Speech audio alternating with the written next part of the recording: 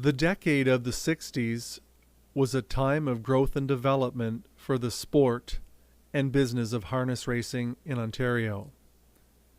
Rideau Carleton Raceway in the nation's capital was inspired and then developed by three men: a longtime horseman who trained and often drove his own horses, a politician, a lumberman, a businessman, and a World War II veteran James William Baskin, lawyer businessman Robert Faskin, and George Warren Armstrong. A plot of some 300 acres was secured on the northern outskirts of Ottawa in Gloucester Township area on Albion Road in an area locally known as Johnston's Corners. It was a spot known to be wet, designated for alcohol. Their presentation to the Securities Department in Ontario to secure financing was a masterpiece, incorporating every detail of building and operations, and even including wagering breakage revenue. In early August, a brief ceremony was held to lay the cornerstone for the grandstand. Rideau Carleton was built in a stunning 7 months under the direction of architect and building director Darcy Helmer and Sullivan Construction Company from Arnprior at a cost of $2 million. The racetrack itself, Canada's first 5/8 mile oval, was flanked by 12 fireproof stables capable of housing 500 horses. The model for the design came from Scioto Downs in Columbus, Ohio, which was built in 1959. From a racing standpoint, the purses to be offered were considered generous based on the economic times. 70 days of racing were proposed with a minimum purse of $400, 14 early closing events, with 2 attracting top purses of $3,500.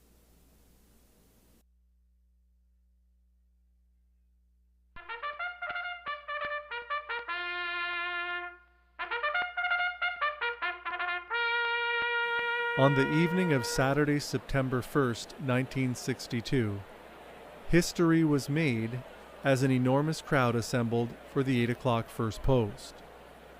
It was the dawning of a new era in Canadian harness racing, as racing under lights was now legal. A packed grandstand looked on as starter Tom McDonnell sent away a field of 8 pacers in the first race. With a purse of $400, the winner was 8-year-old Bud Castleton, stopping the brand new timer in 2:12.1. The winning driver was Wes Koch from Petrolia, Ontario, who had just turned 19 a month previous. Co-owner Bill Companion was on hand for the winner's circle presentation, hosted by Raceway Chief James Baskin. The Raceway's finest evening that year was on September 15th, when nearly $94,000 was wagered, and a new track record for 3-year-olds of 2:05 was set by Northwood Alex in the Hastings County Stake.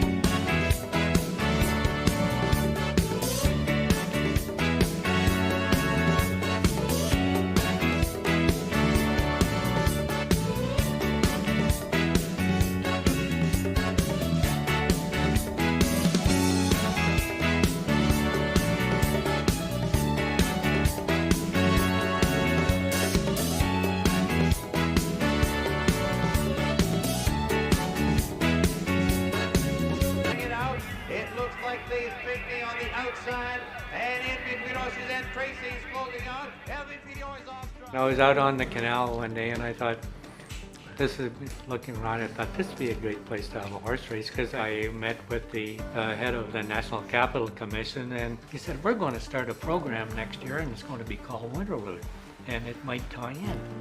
And so 3 weeks later he wrote a letter to me and said, we've never allowed horses on the canal before. We'd like to have you participate in your program. And it took a year to put it together, and we did it. 40,000 people showed up in a driving snowstorm.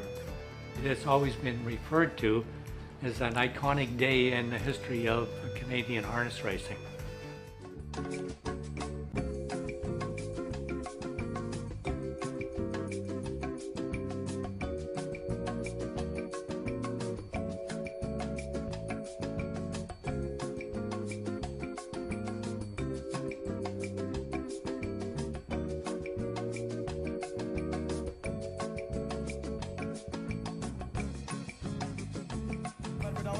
They're up and facing into the early lead. That's Wilco's Comet. Wilco's Comet the first to show. Fourth, Windy Playboy is fifth. And eighth to face on the lead. It's still Wilco's Comet driving Adam High Class Minbar. Gold Comet is third in the drive for the wire. Wilco's Comet, High Class Minbar trying to get to him. Gold Comet third. Wilco's Comet is 56 flat. A new track record. Say Supreme Jade with the rail. Supreme Jade on closing on the outside. Advance attack in the drive for the wire. Supreme Jade, perfect out, advance attack. The three of them take. At Rideau Carleton, full moon rising usually indicates something ominous, but not this night, as the 3-year-old pacing fillies division were each won by the favorites. Dallas Princess in 158-2 for Carmen High, charging up on the outside. And Misty Silver easily in 159-1 with Bud Fritz driving for Eugene Forbes. Off that final turn they come on the lead as they turn for home. That's Betrayal. Down the stretch they come. Betrayal has the lead right alongside Johnny A. Heritage in the drive for the wire. Betrayal, Johnny A. Heritage, illustrious big guy. Johnny A. and Betrayal. Johnny A. Heritage. Cam Fellow raced here, who was, in my opinion, the greatest harness horse of all time. He raced here. He was win number 13 of 28 in a row. The biggest crowd ever in the history of Rideau, over 10,000 people, and bet 440,000 on track. Like there was, the place was unbelievable. And the food, the night, the ambiance, everything was fantastic. It was the best overall night ever, and of course Cam Fellow won the race to put an exclamation point on it. And he was such a good horse, he'd only win by that much. Whatever he needed to win by, that's what he'd win by. Outside, down the stretch they come on in down the Droit. Kelly Tuck Brake trying to go wire to wire. Sandman Hanover between pacers. Top Notcher charging on the outside in the drive for the wire. Top Notcher, Kelly Tuck Brake, Sandman Hanover, Top Notcher in front.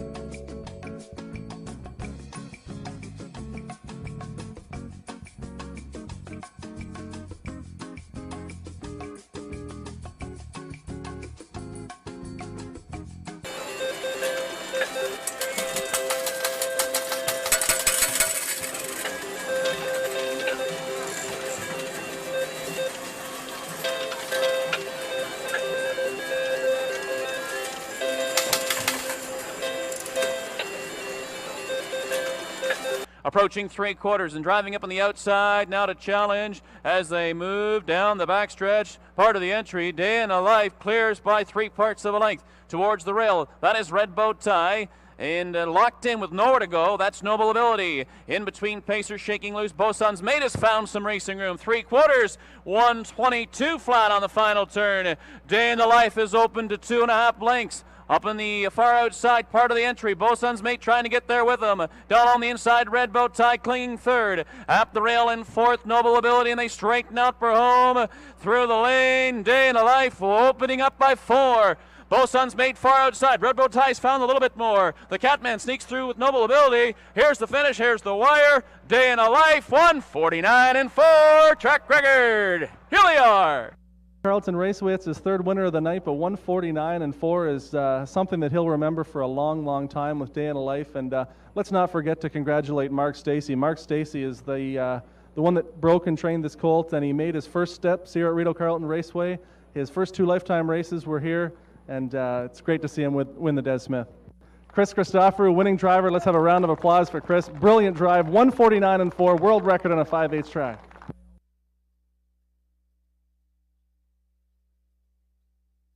And it's $1 Million Cell. Darrell Colville now swinging to the outside. Could win number 6,500 be that close? Here they are. It is Beastie Royal, $1 Million Cell, $1 Million Cell reaching up, 6,500 career wins for Colville. Shows the way. Pressured on the outside by Dalhousie Dave, and down at the rail, Legal Litigator. Second over on the cover for Alexi Matosi. Third over for Art Professor now is on the way for Jameson. Excess cover for Anderlecht now, who's on the move. A ground-saving trip for Lucky Man. It's back there to Gotcha Covered and trailing the field, straight shooting. But Liz again is opened up by about 2.5. 121 to the 3/4. Liz again, a 3-length lead. Closest one to him is Legal Litigator. Now coming up on the far outside, Art Professor is shaken loose for Jameson. There's less than 1/8 of a mile to go in the Des Smith. It is Liz again trying to hang on. Art Professor is putting on the pressure. They're down to the final strides in the Des. It's Liz again and Art Professor down to the wire. Liz again in a new Canadian record, 149-2.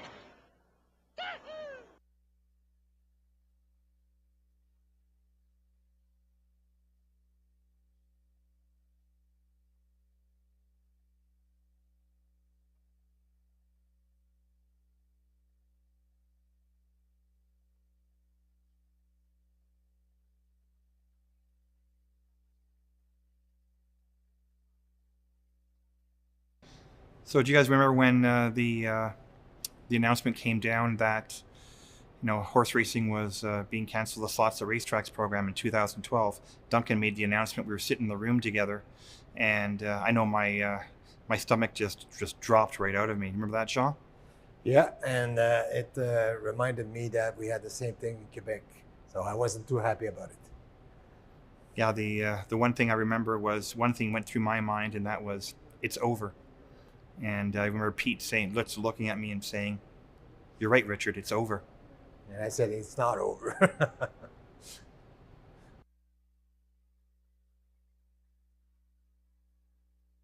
Andy's Unreal has been sent on a gate-to-wire mission on the outside. Hello everyone, my name is John McMillan. I'm taking a look at the second program of the year. But Onyx VA and Stéphane Brassot have the racetrack all to themselves. Everyone, I'm John McMillan, taking a look at how things went on last Sunday's program.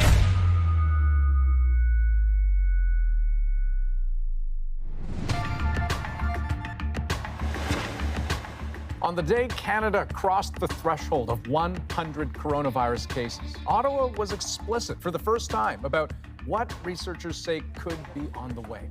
Are you planning the worst? Absolutely. Alarming levels of inaction. And so for the first time, these words from the WHO, the coronavirus is officially a pandemic. Julie, thank you. Also breaking tonight, the NBA suspending its season after a player on the Utah Jazz tests positive for the virus.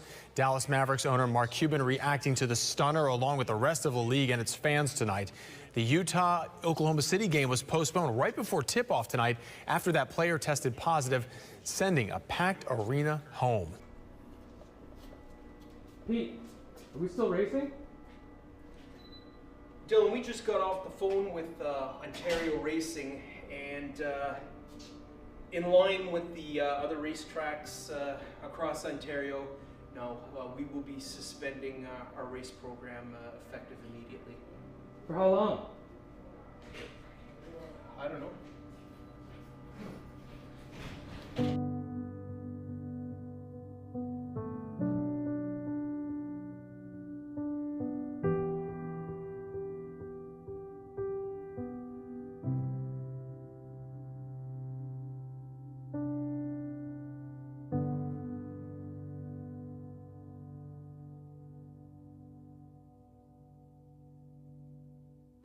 Horse racing is making its return to the capital this weekend. But if you're looking to head to the track to catch the excitement, don't. Live audiences are still not allowed. CTV's Tyler Fleming reports.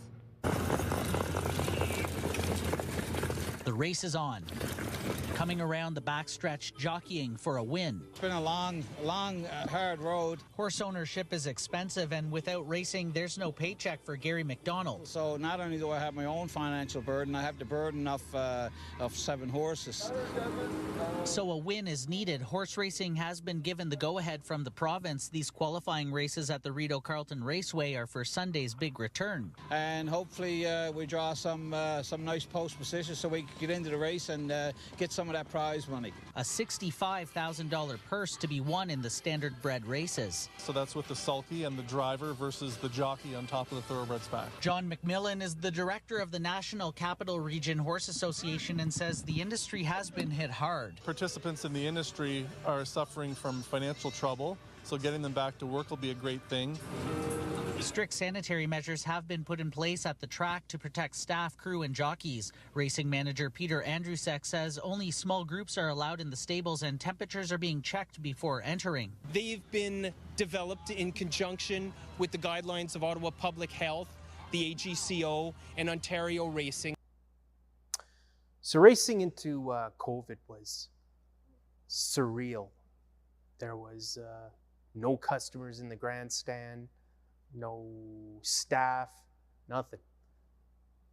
In November of 2020, we saw a real unique opportunity.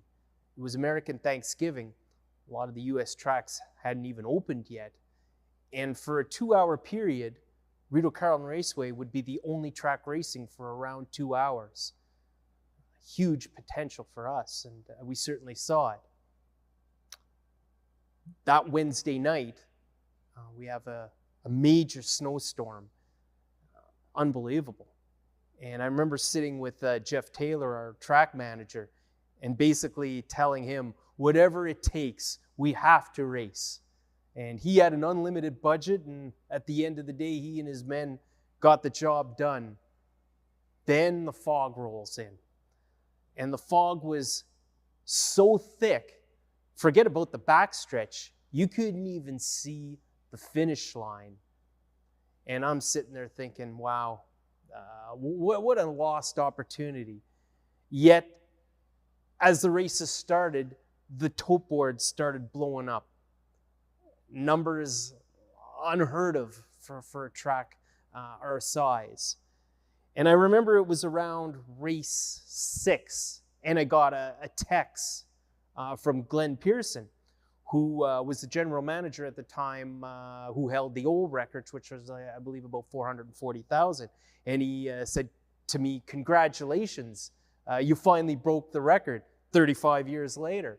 And that's when it kind of dawned on me that, wow, this is something special.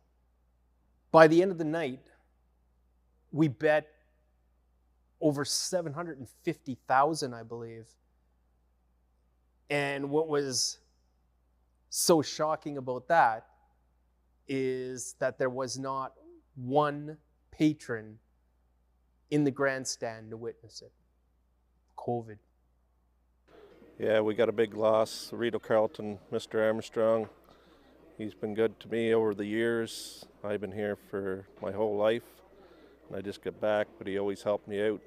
Warren Armstrong was not only the most passionate racetrack operator that I've ever come in contact with, but he wanted every person that came to Rideau Carleton to have a tremendous experience, whether it was a horse person, a race fan, or just a general passerby. He wanted them to have a great time, and that's what they did under his management. 1 week ago tonight, the entire racing community and everybody at Rideau Carleton was saddened to learn of the passing of Mr. Warren Armstrong, one of the builders and the inspiration here at Rideau Carleton Raceway, the owner of this racetrack for almost 60 years. Tonight we are celebrating his life with a video tribute followed by a minute of silence.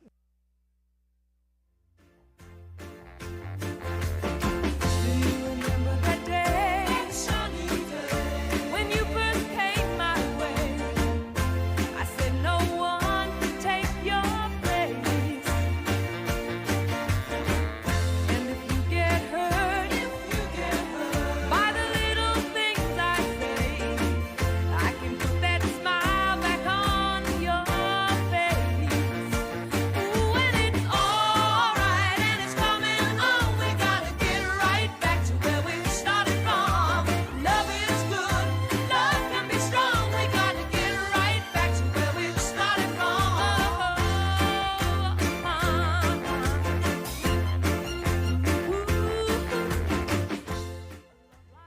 Well, I mean, it's a tremendous sport, and just you know, I love the game. I love racing, and so many good memories, and just you know, the just what it did in the community here. It was a great entertainment, a great show, great place to go, great place to meet people. Harness horse people are some of the best people in the world, down to earth, salt of the earth people, fantastic people. And just, you know, the people, the camaraderie, those are the things that that mean the most to me. People in harness racing are all salt of the earth, friendly, you know, and it was a great game, a great sport, and just a lot of fun to be around.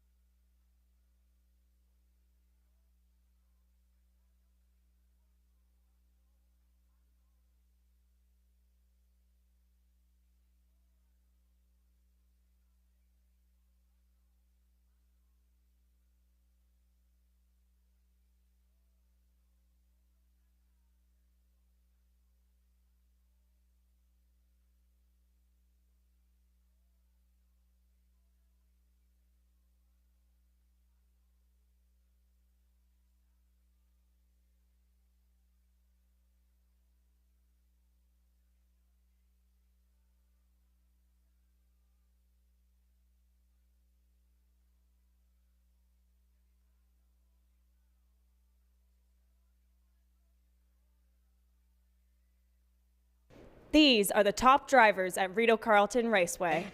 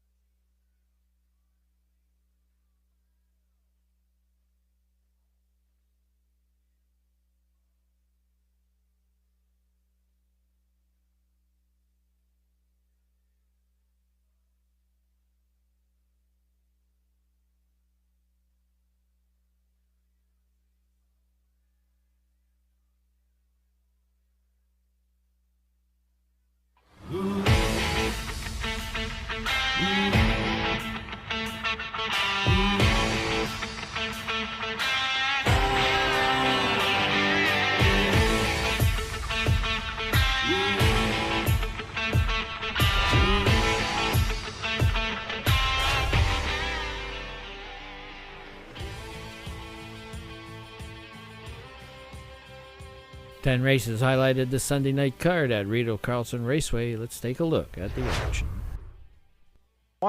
Stepped it up there in that third quarter. That was 27-3. They're approaching the top of the stretch. Salzburg Kaizen keeping Unique Beach at bay. They're by 7/8 completion and home they come. Salzburg Kaizen opens up 2. 2 Max 1 Mock up the inside. What's in the Sky up the passing lane. Unique Beach 1 paced. Stonebridge Beach on the outside. But Salzburg Kaizen and Emil Toth are going to take out the opener. Close for second. Probably Stonebridge Beach over 2 Max 1 Mock. Unique Beach fourth.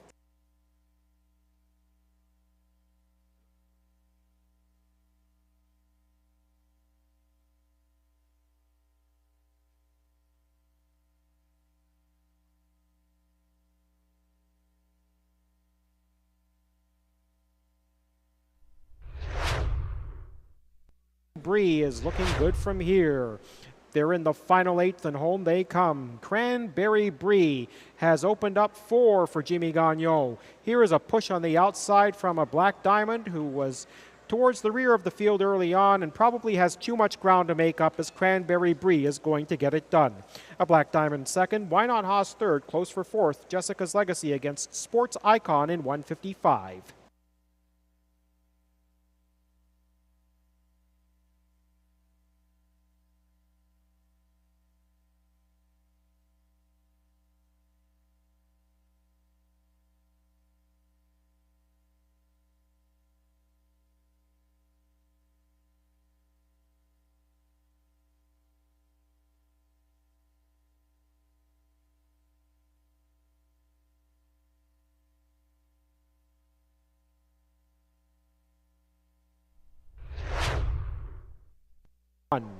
Coming to the top of the stretch. Candid Cameron is going to have to brace for Stardog. 1/8 remaining and home they come. Candid Cameron still there. Here's a final push from Stardog on the outside. Wrangler Cash is trying to get up the passing lane. But Candid Cameron just seems to have an answer for everyone as he opens up and goes on to score. Flash to the finish with a good flash for second. Stardog third in 154-2.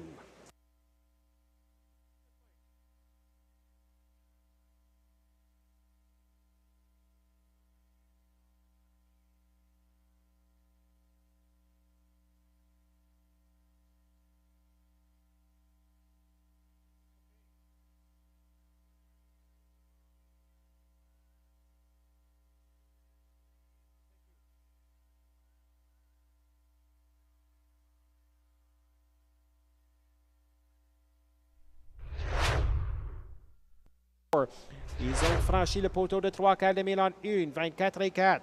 They're coming to the top of the stretch. Rollin' with Rock is trying to put away Time to Dancing. They have 1/8 of a mile remaining and home they come. Oh, vient compléter. Rollin' with Rock. Et Time to Dancing se bat pour la tête. Time to Dancing n'a pas dit son dernier mot. Time to Dancing is not through yet. On the outside at l'extérieur, Rollin' with Rock to the wire. Au fil d'arrivée, Time to Dancing l'emporte. Rollin' with Rock, second, deuxième. Frankie Bob, third, troisième. 153-1, 1:53-1. Time to Dancing is a 4-year-old bay gelding by Time to Roll out of Dance Hall. Owned by Claude Proux of Saint-Grégoire-de-Bécancour, Quebec. And that's back-to-back victories tonight for winning trainer and driver Stéphane Pouliot. Mile 153-1 is a new life's mark. 27-1, 56-4, 124-4, 153-1.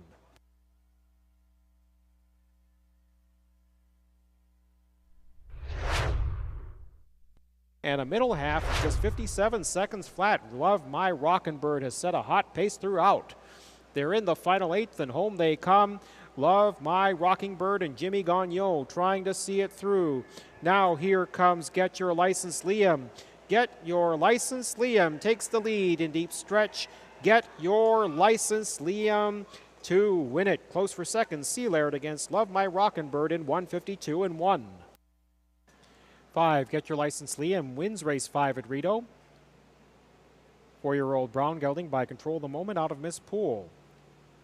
Owned by Jamie Copley and Mark Smith, trained by Mandy Archer, Samuel Filion is the winning driver.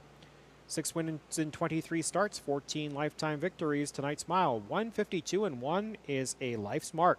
26-1, 55, 123-1, 152-1.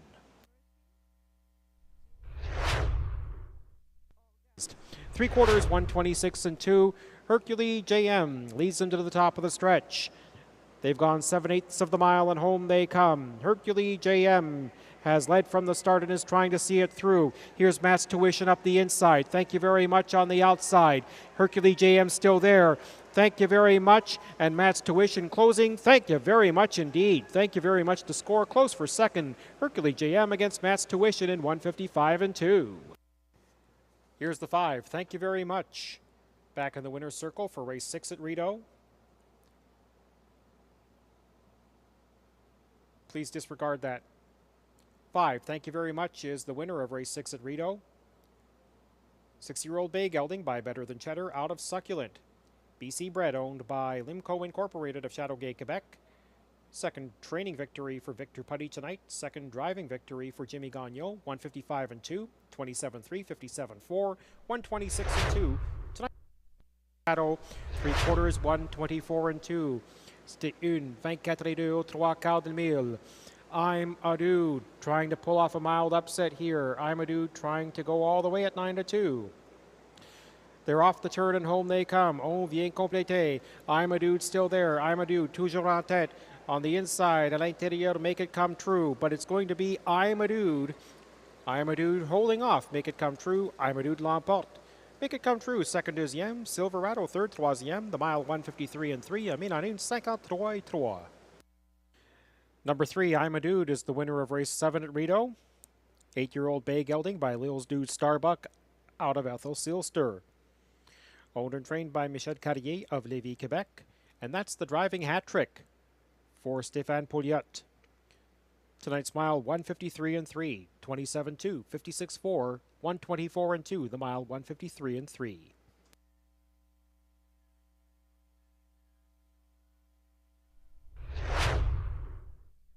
He is coming 3 wide. They're in the final 8th and home they come. On vient compléter pour cette dernière 8e de mille. And now in between horses, that's Always Your Way. On the outside à l'extérieur, that is Battle with Desire. Battle with Desire and Raise You 20 jusqu'au fil d'arrivée. Raise You 20 l'emporte. Battle with Desire second, deuxième, 9 ways third, troisième, 155 and 2, 155 et 2. 7.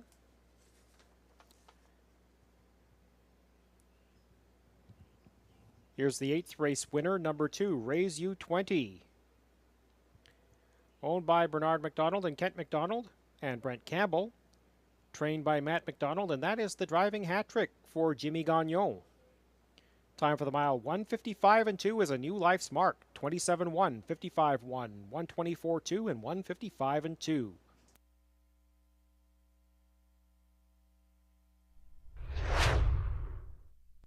Bunching up.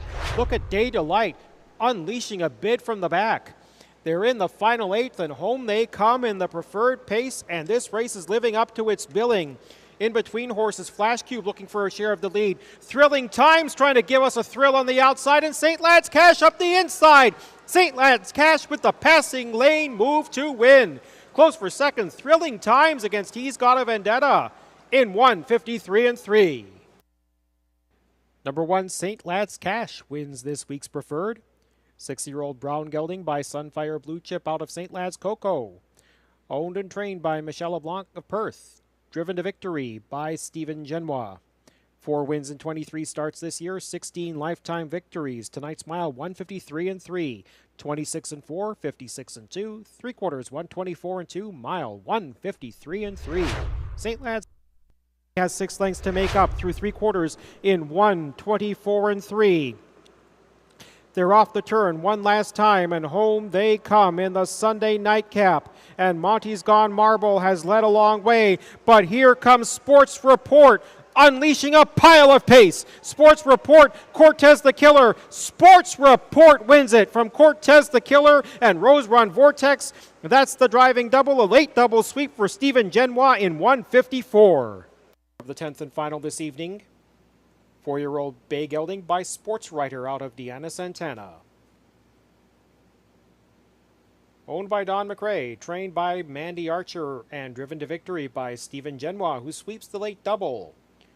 27 flat for the quarter, 55 and 4 for the half, 3 quarters, 124 and 3. The mile tonight, 154 flat, and that is a new life's mark for Sports Report.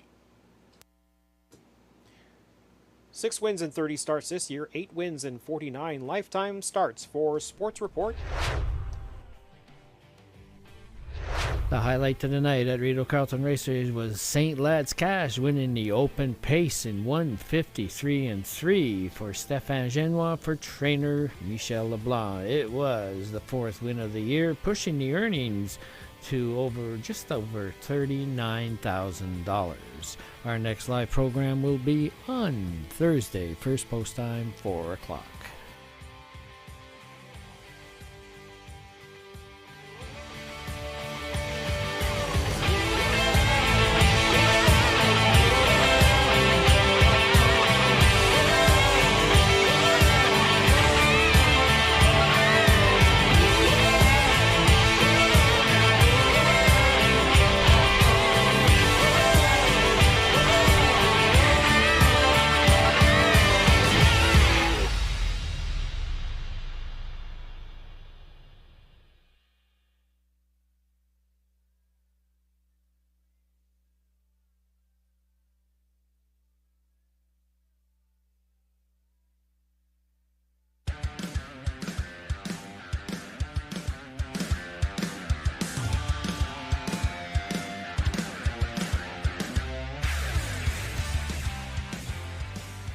Final turn, PL Not So Nice has Trina to contend with, getting closer with every stride. Shapeshifter is to third. There's an 1/8 of a mile to go. PL Not So Nice is strong. PL Not So Nice and Jonathan Drury have the track record in their sights. PL Not So Nice, a 16th to go, and she's clear by 4. PL Not So Nice and Jonathan Drury, the new track record holders, 152 and 4.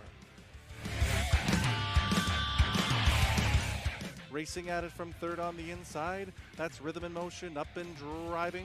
Here comes Denali Sealster. On the way to 3 quarters, it's Beaumont Hanover beginning to try to get clear now. Opening up a 2, maybe 3-length lead. Aneto is trying to keep tabs from second. Denali Sealster third on the outside. 3 quarters and 123 and 2.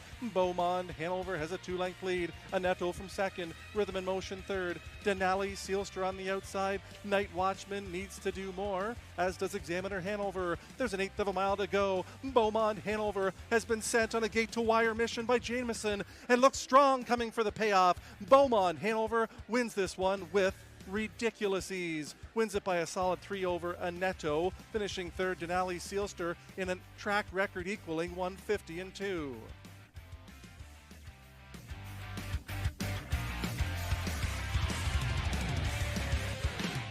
And it's still Lee DeRose in charge.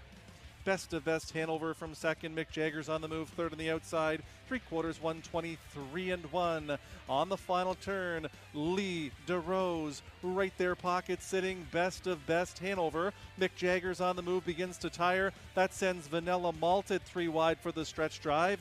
There's an 1/8 of a mile to go. Lee DeRose trying to get this one home. On the inside, Atomic Million AM. Up on the outside comes Best of Best Hanover. Here is the wire. Lee DeRose will not be denied. Vegas rocks up to be second. Atomic Million AM third in 152.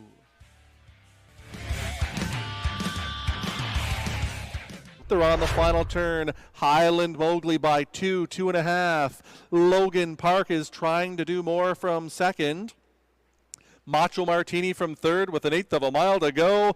Highland Mowgli is trying to close this one out, coming for the payoff on the outside. Here comes Logan Park, and Logan Park trots up on the outside and on past for Jameson to nail it in the shadow of the wire. Highland Mowgli was second, Macho Martini third in a huge new track record performance of 152 and 4. And trilling the field chocolate milk toast. They're at 3/4 in 1:21 and 4 on the final turn. It's Bodacious race to win or lose from here. Sunny D is trying to inch ever closer with every stride, and locked in the pocket is Powerful Chris with an 1/8 of a mile to go. Bodacious has been sent on a gate-to-wire mission. On the outside, here comes Sunny D. Up the inside for Powerful Chris. Any one of three could win it. Powerful Chris and Bob McClure come on by to win in a new track record time of 1:50 and 2. And they're off to a perfect start in the 30th Des Smith Classic. It's Liz again showing good early speed. Down to the inside, Art Professor forwardly placed, but the cavalry is coming on now. It's Dalhousie Dave and Legal Litigator striving to the front. Alexi Matosi is up there with the leaders. Back into mid-pack now for Anderlecht. Last year's Des Smith winner is about 3 to the good in front of Straight Shooting, or Make That Outrageous Art. They go to the quarter in 26 and 1. It's an honest pace for this class. Liz again is the leader, but confronted on the outside and about to go by. That is Legal Litigator for Brett Miller. Back in third to Dalhousie Dave, followed by Alexi Matosi. Then it's back to Art Professor. Anderlecht coming up with Excess Cover is Outrageous Art. It's a ground-saving trip for Lucky Man, who's being followed there as they go out to the half by John McDonald. He trails the field with Straight Shooting. The half is up 53 and 4. Down the backside they go. Liz again shows the way. Pressured on the outside by Dalhousie Dave, and down at the rail, Legal Litigator. Second over on the cover for Alexi Matosi. Third over for Art Professor now is on the way for Jameson. Excess Cover for Anderlecht now, who's on the move. A ground-saving trip for Lucky Man. It's back there to Gotcha Covered and trailing the field, Straight Shooting. But Liz again is opened up by about 2.5. 1:21 to the 3/4. Liz again, a 3-length lead. Closest one to him is Legal Litigator. Now coming up on the far outside, Art Professor is shaken loose for Jameson. There's less than 1/8 of a mile to go in the Des Smith. It is Liz again trying to hang on. Art Professor is putting on the pressure. They're down to the final strides in the Des. It's Liz again and Art Professor down to the wire. Liz again in a new Canadian record, 1:49 and 2.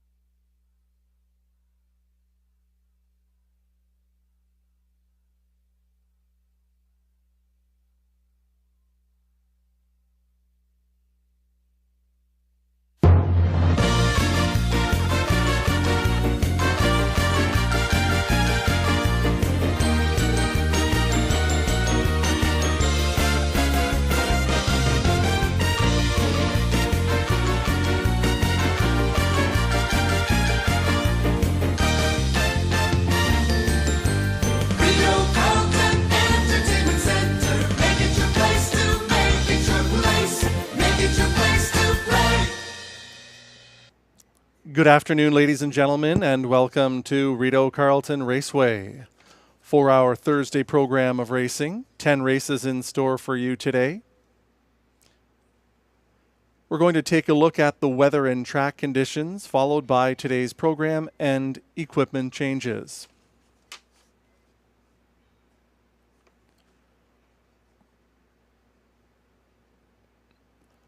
Under clear skies, the track is fast. It's 16 degrees Celsius, 61 Fahrenheit. Wind is out of the west at 10 kilometers per hour. That's 6 miles per hour. The humidity today is 51%. Here are today's changes.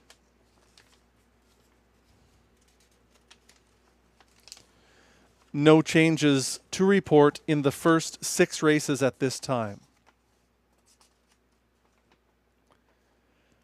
In the 7th race, scratch the 9, Quivers, Hanover. Scratch 9, Quivers, Hanover in the 7th race.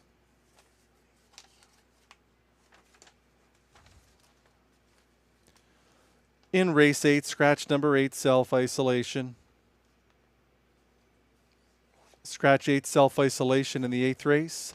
And there are no changes in the 9th or 10th races. Those are the changes on today's program of racing. Post time for race 1, 4 o'clock. That's 18 minutes from now.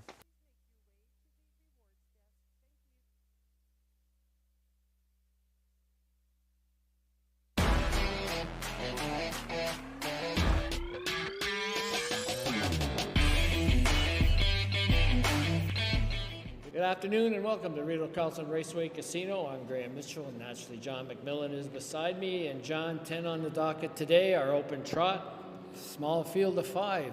Whether it's a good field or a tough field, certainly interesting. Holding Aces is the morning line choice. For sure, Holding Aces has a good post position to work with, an aggressive young driver in Sam Filion, and certainly will be up close. And really being up close or coming from behind doesn't make a huge difference in only a 5-horse field, but I think Sam Filion will control his own destiny here and be a major player. And you have one in here, the 5-horse. Certainly didn't race that badly in his debut here, so maybe he'll be better today. Yeah, I think I learned a little bit about him in that first start, so I'm hoping he's a little bit better today. He was only beaten half a length. It was actually a tremendous race to watch and wager on because the top 6 were separated by only half a length, so they were all right there across the wire. And number 5, Come On Over Hanover, was one of those. And unfortunately, he finished 5th, but maybe a little bit better fate today. But not that far off. No, and he closed nicely in the stretch, 28-4 last quarter. And I've had him for another week now, so it might make a difference. That's good. Okay, CrossFit certainly raced well. Just missed by a head last week, and always seemed to find this horse up there in the mix. He can't win. He hasn't had a win for a while, but definitely he's a contender, and he just missed that victory last week. I thought he looked good coming home. However, he closed well, and in a short field like this, he could sit last and come from the back. He showed some versatility last week. Most of his damage has been done when he's up close to the front, but coming from behind could be a new weapon in his arsenal, and he might employ it today. Okay, the other trot on the card that we're looking at is in race number 6, and Ciel Bleu. Wow, this one's looking for 5 in a row. He's got 4 of them back-to-backs, and certainly Sam Filion is this one's sharpest attack.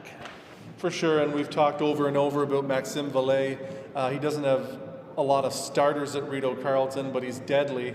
I think he's probably got an over 50% win percentage here at Rideau Carleton. He also does well at Trois Rivières, and Ciel Bleu has looked dominant, winning with ease, and no reason to think it won't stop here. And Guy Gagnon, rolling in Clover, certainly raced well, finishing 2nd last week, and might come up with a certain type of mile today again and be a part of it. He's going to have a hard time beating that horse of Sam's.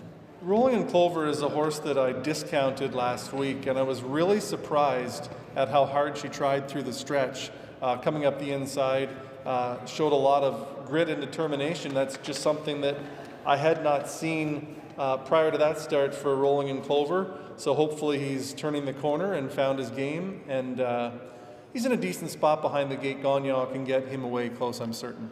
Definitely in race 5, if you look at that one, John, Beach Journey, another Guy Gagnon protege. What more can you say? He's won 4 of his last 5, so he's on a roll. He's got 2 in a row.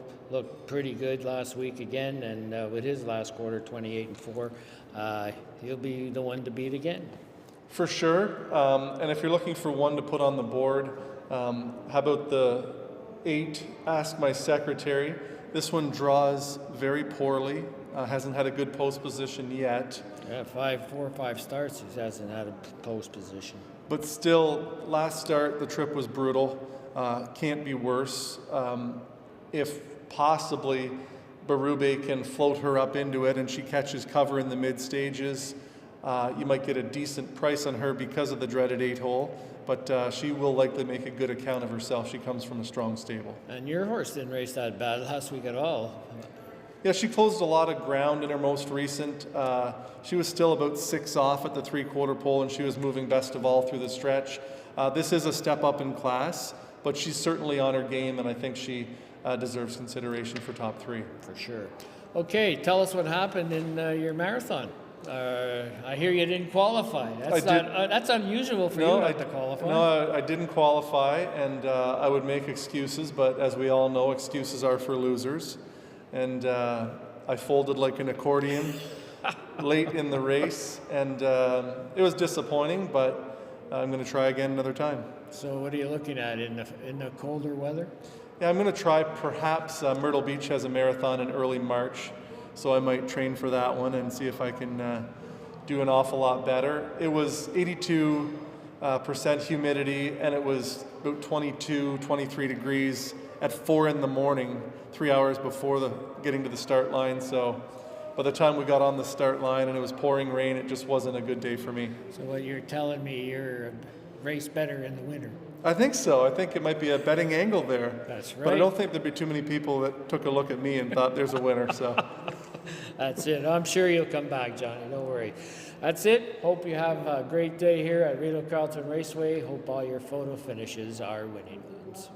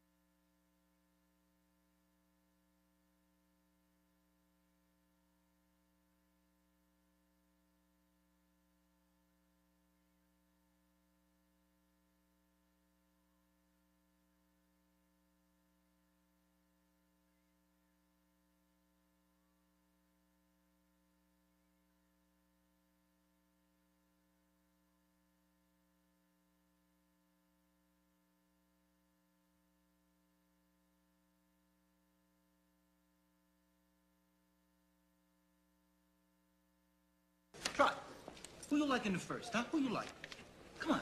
Come on, tell me. Come on, jeez. Trot, who you like? Come on, tell me. Who you like? The number 4 horse. What? Come again? The number 4.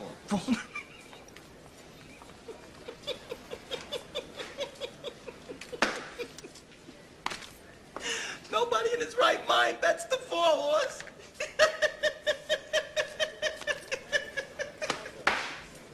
The 4 horse is a joke, Trotter. This guy. They put little kids on the 4 horse to rub their...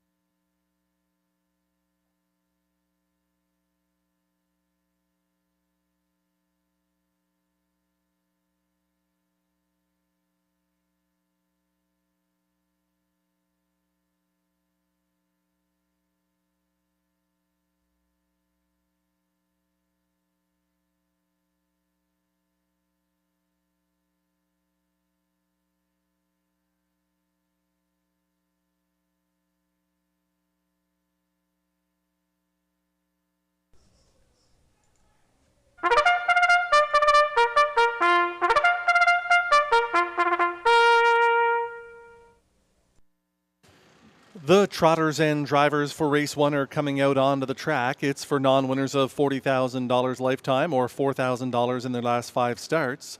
The purse is $7,200, exactor, triactor, superfecta, and daily double wagering.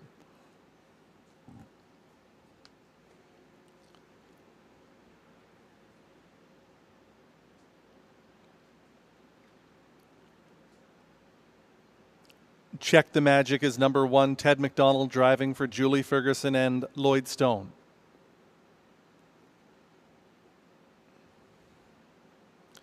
Sometimes When is the 2 with Robbie Robinson for Andrea, Jennifer, and Brittany Smiley.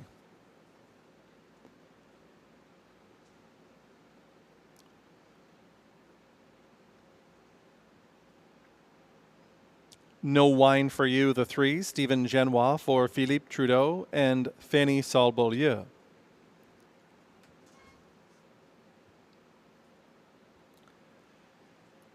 Ted Brayton is the owner. Stéphane Brassot driving for Asa, I'm Ready.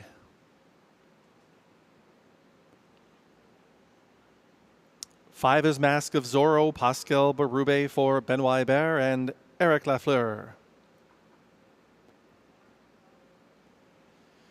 Completing the field is 6 El Bleu, Sam Filion for Écurie Provocante. And that's your field for race 1. Post time is in 2 minutes.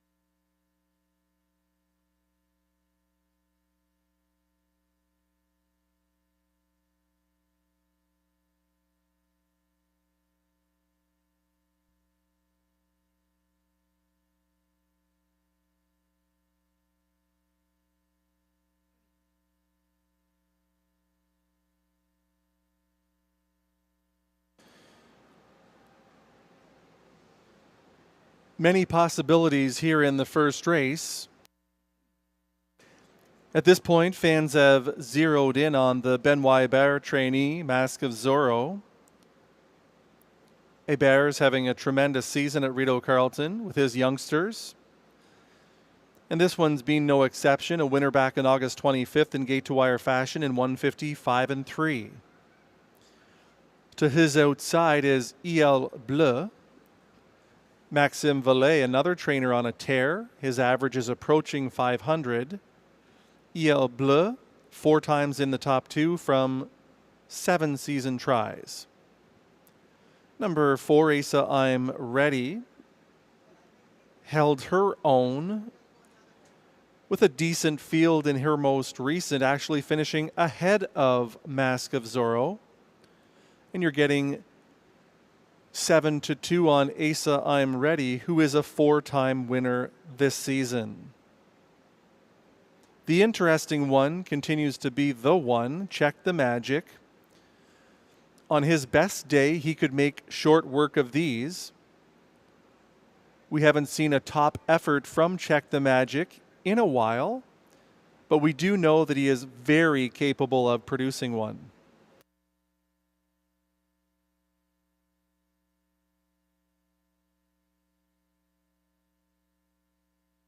We do have a late scratch in the first race, and it is number 1, Check the Magic. We have a late vet scratch of 1, Check the Magic in the first race.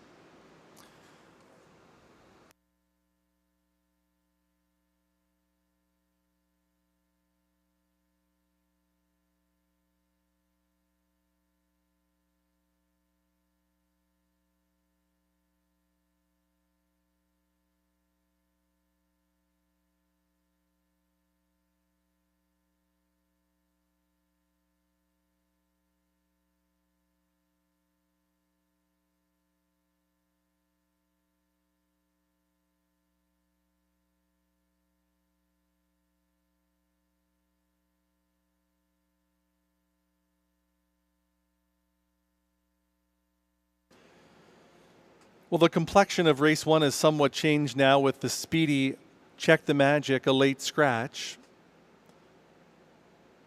Check the Magic clearly with the most gate speed. Now the front end is wide open for the taking.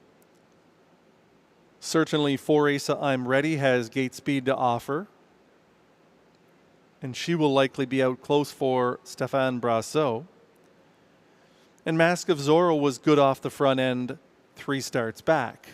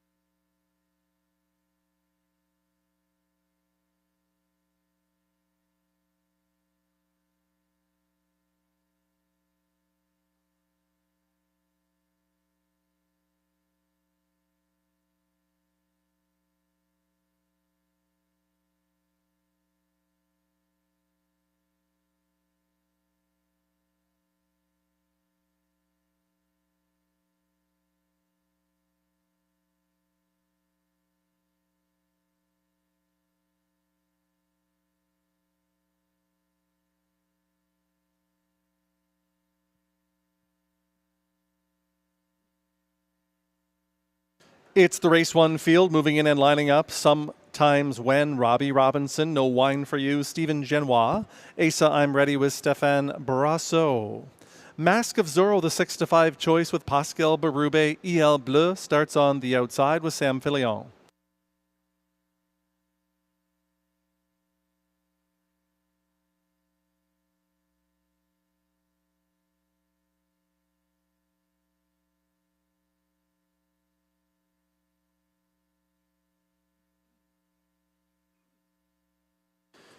Race 1 trotters into the backstretch and approaching the start.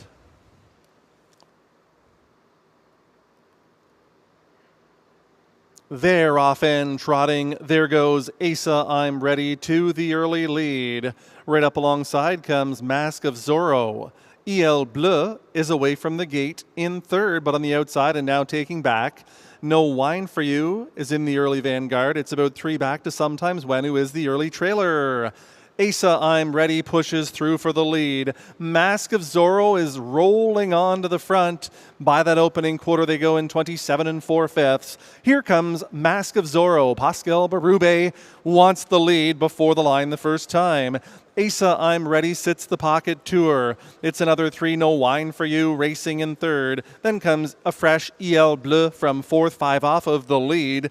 Another 4 to Sometimes When, who brings up the rear on the way to the half they go. Mask of Zorro, son of Muscle Mass, leads this field by the half in 57 1. The tempo is quick into the backstretch, chasing Mask of Zorro. Asa I'm Ready follows in the pocket. No Wine for You is a fresh third. And driver Stephen Genois with a decision to make as Il Bleu is angling slightly off the cones from fourth. Then the fifth one is Sometimes When, who has caught the field with 3/8 to go. Mask of Zorro trying to go all the way. Asa I'm Ready is still live in the pocket. 3/4 reached in 127 1. Mask of Zorro still by a tight length.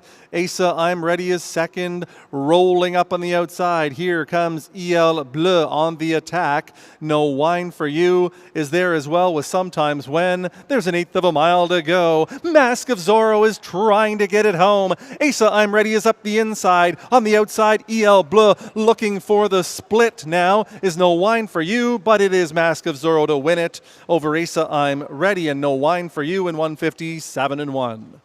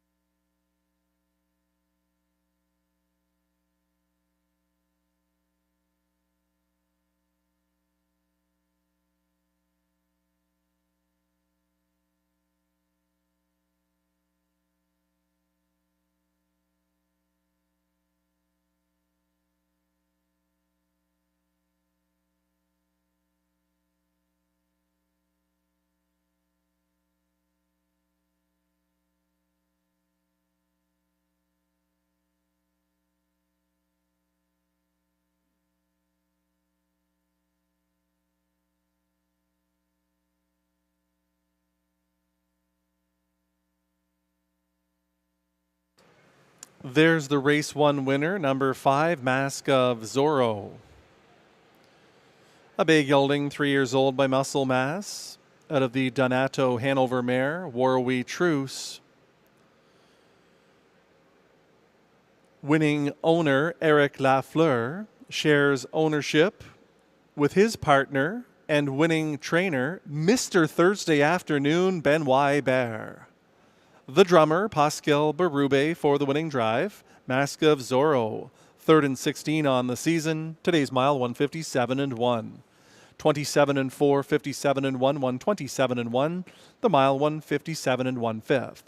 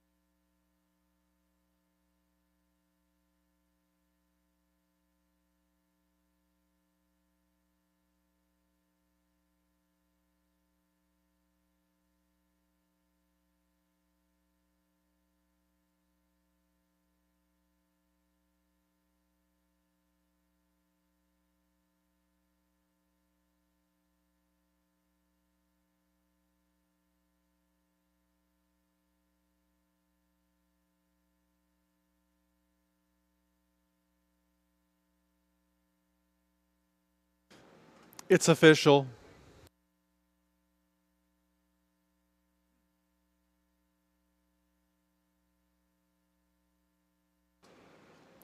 Mask of Zorro paid $3.30 to $22.10. Asa I'm Ready $3 $2.10. No Wine for You $2.20. 5 Forward Exactor $6.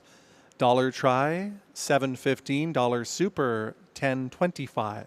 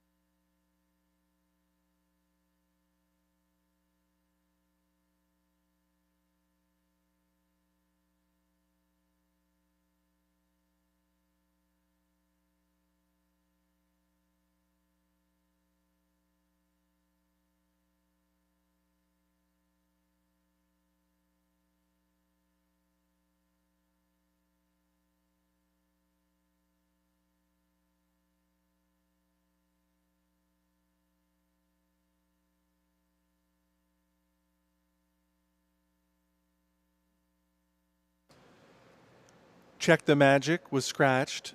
Sometimes when 5th. No Wine for You 3rd. Asa I'm Ready 2nd. Mask of Zorro the winner. El Bleu was 4th. From the top, scratch 5, 3, 2, 1, 4.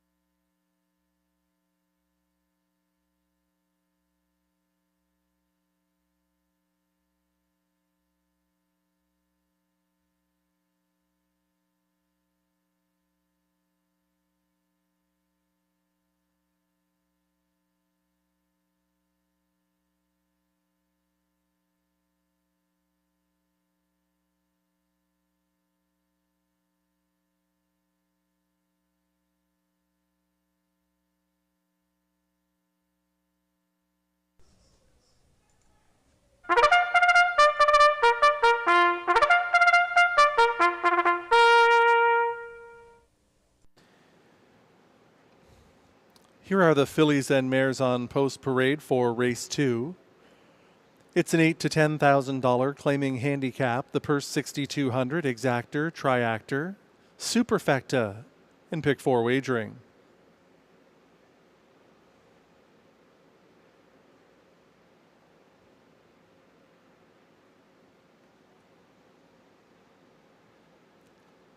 Thinking of You, Babe is the one. Guy Gagnon drives for Jamie Copley and Mark Smith.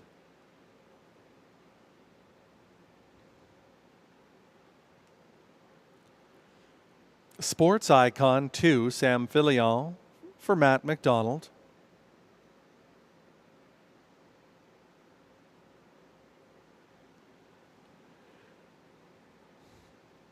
Midnight Surf is the 3, Drew Smythe driving for co-owner Stephanie Smythe.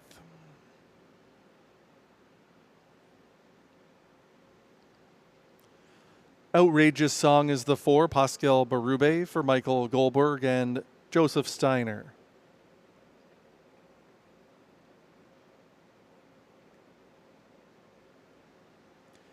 Cranberry Brie, number 5, Jimmy Gagnon for Limco Incorporated.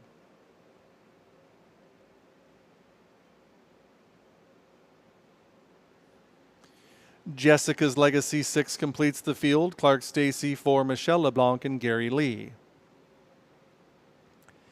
That's your field for race 2. Post time in 2 minutes.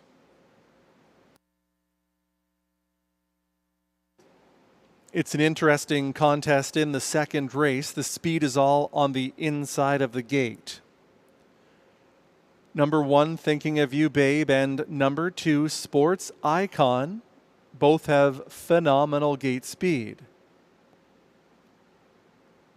It's my prediction that Thinking of You, Babe is able to put Sports Icon into the 2-hole, and I think that's going to be a very critical point in the race.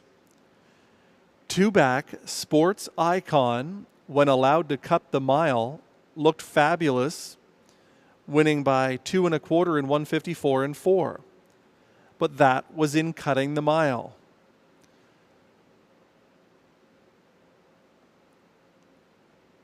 So if Thinking of You, Babe is on the lead and Sports Icon is in the 2-hole, how confident are you in one of those 2 being the eventual winner? Or are you looking for a Outrageous Song or Cranberry Brie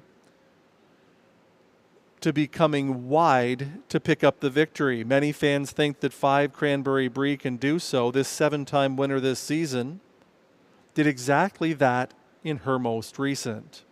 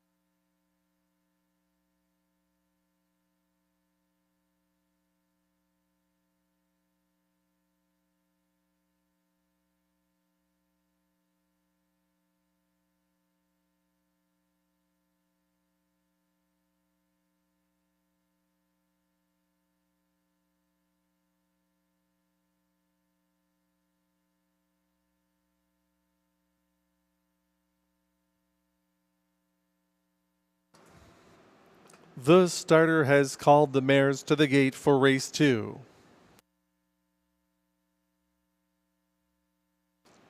very little to choose among the 1, 2, and 5 in terms of the odds. They're all relatively close at 2-1. It'll be Thinking of You, Babe, and Guy Gagnon. Sports Icon, Sam Filion. Midnight Surf, Drew Smythe. Outrageous Song, Pascal Berube, looking to take both halves of the double.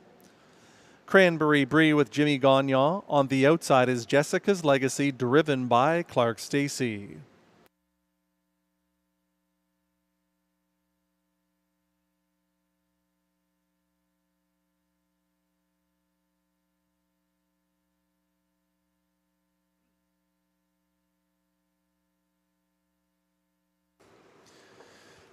Second race field, Pacers into the backstretch, approaching the start.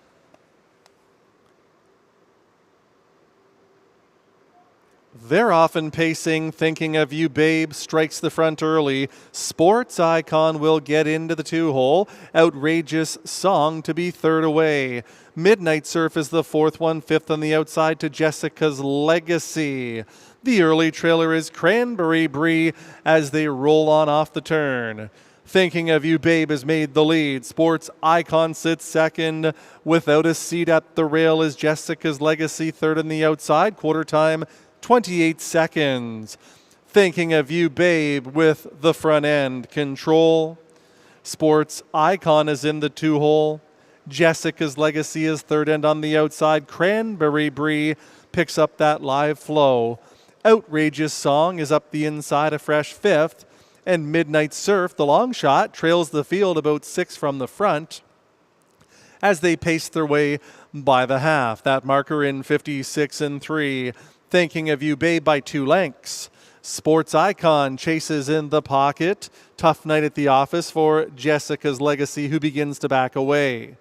Outrageous Song getting a nice trip up the rail. Cranberry Brie is on the attack, advancing 3 wide. And the trailer is Midnight Surf towards 3/4 they go. Thinking of You, Babe now by 5 lengths, trying to make a breakaway here. 3/4 of 124 flat.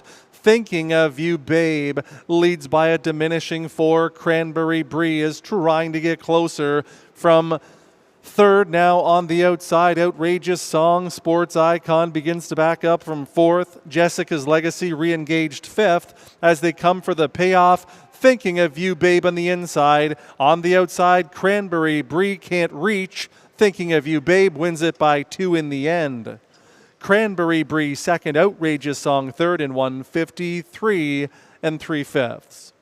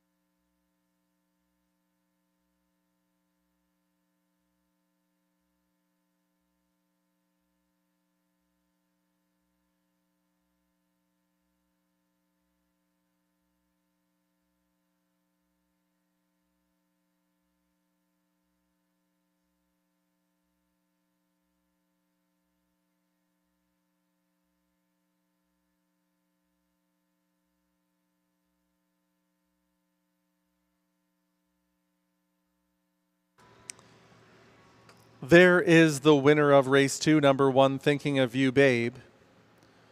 A bay mare, 5 years old, by Thinking Out Loud. Out of the Cams Card Shark mare, Good News Babe. Owned by Jamie Copley, along with the Cattle King, Mark Smith.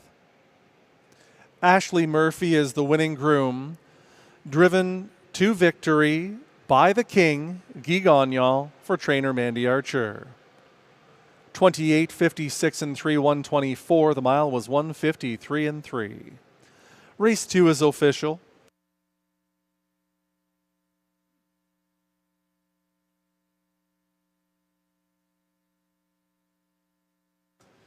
One Thinking of You, Babe, 490, 250, 210. 5 Cranberry Brie, 240, 210. 4 Outrageous Song, $4. 1.5 Exactor, 850. The Dollar Try, 154, 1180. Dollar Super, 1546, 3150.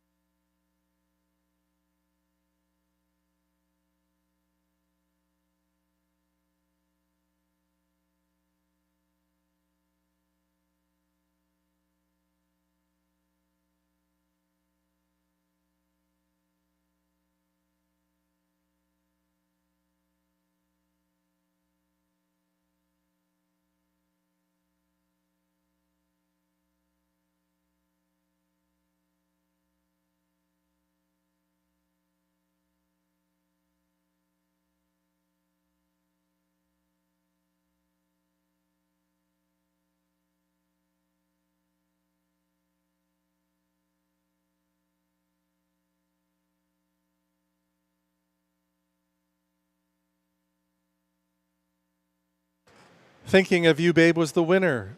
Sports Icon 5th, Midnight Surf 6th, Outrageous Song 3rd, Cranberry Brie 2nd, Jessica's Legacy 4th. From the top, 156, 324.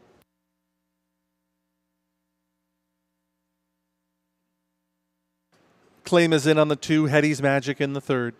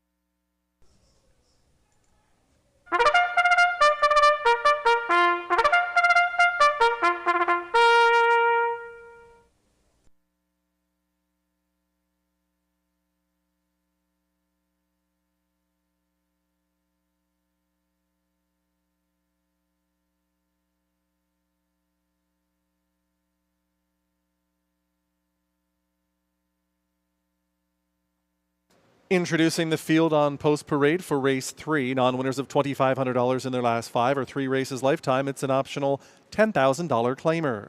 The purse $6,200 with Exactor, Triactor, Superfecta, and Pick 3 wagering. Let's meet the field.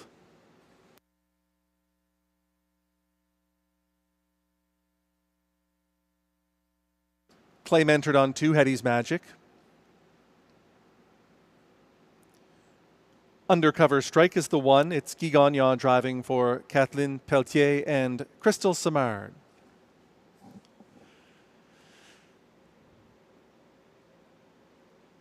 Jamie Copley and Wayne Hutter, the owners of 2 Hetty's Magic with Sam Filion.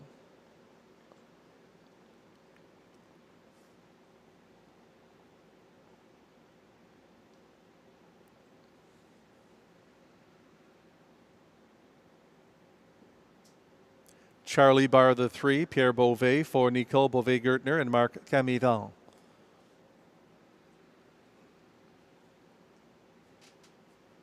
Montana Black Angel is the 4, Jimmy Gagnon driving for Rachel Burns.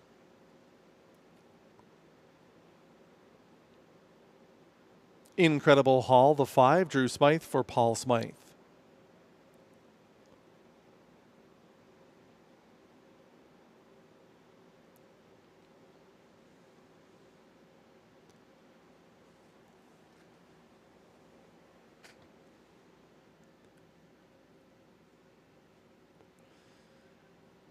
Six Rose Run Rudy is completing the field.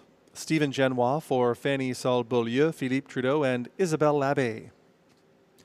That's your field for race 3. Post time is in 2 minutes. My thoughts on the upcoming 3rd race, number 1, Undercover Strike, is a phenomenal story with 56 wins and over $800,000 in earnings. A winner 2 back by 2 lengths. When coming from slightly off of the speed, made the lead early in his most recent, got nailed on the line in 157 and 3. He has the top driver at the racetrack, the inside post position to work with, and he's obviously as gritty and tough as they come. However, I think even money's a bit short on Undercover Strike. And I would be tempted to look elsewhere for the following reasons. There could be a lot of activity on or close to the lead. Undercover Strike is going to be placed forward, as is 2 Hetty's Magic, knowing that he's claimed. Charlie Barr has early speed. And in terms of driving Montana Black Angel, you really have no choice but to use his early speed because he tugs very hard on the driver.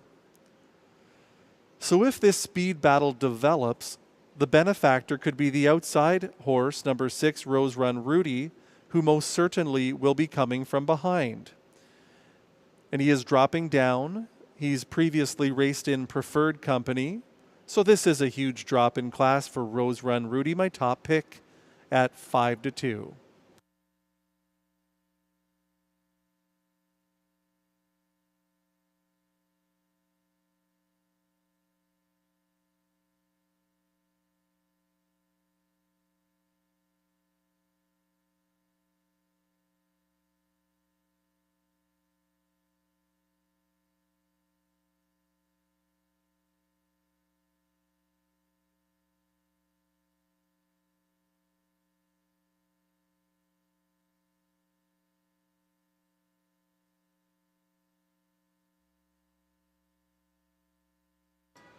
The starter has called the trotters to the gate. This is your last chance to wager.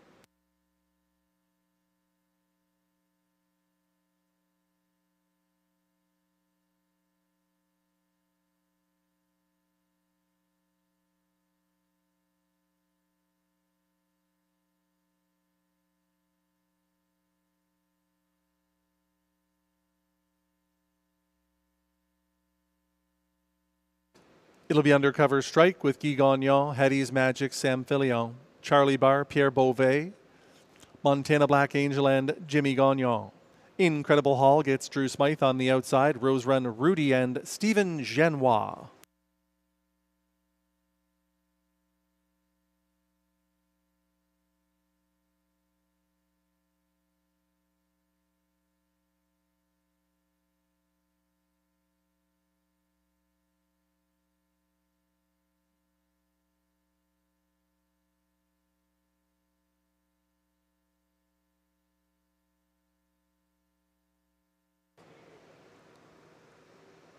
It's the race 3 field. Trotters into the backstretch. They're at the start.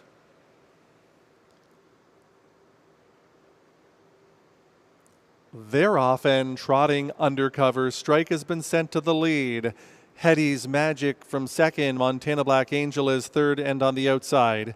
Charlie Barr is the fourth one. Then comes Incredible Hall. Rose Run Rudy is the early trailer. 3 of them across the track as they trot the first eighth of a mile. Undercover Strike pushes through for the lead.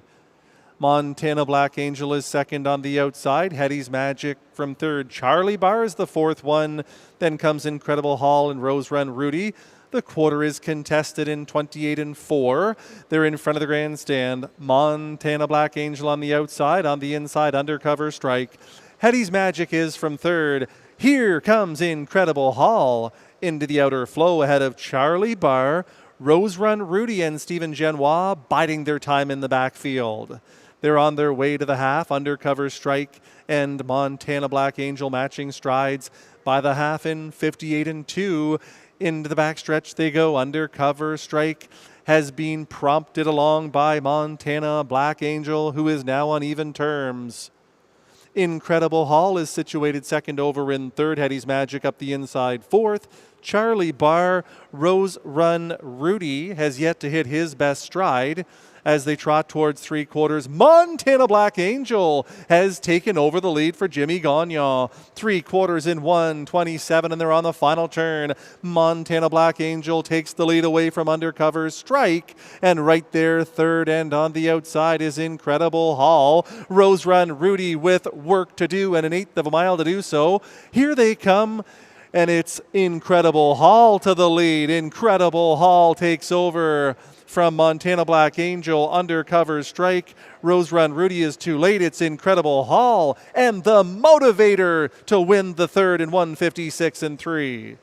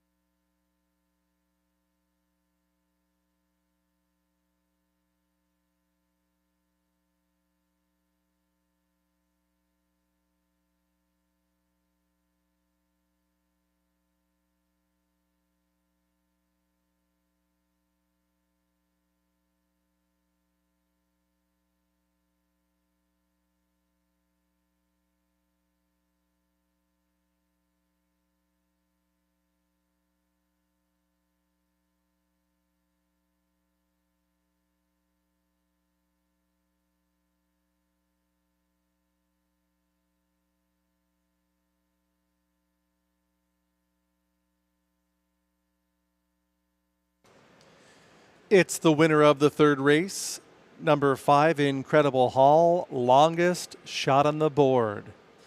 Roan Gelding, 4 years old, by Angus Hall, out of the Incredible Abe mare, Incredible I Am. Paul Smythe, the winning owner. Drew Smythe, the winning trainer driver. Incredible Hall with a lifetime best 156 and 3 as Macy Castle takes the head pull off of him. The fractions were 28 and 4, 58 and 2, 127. The mile in 156 and 3/5.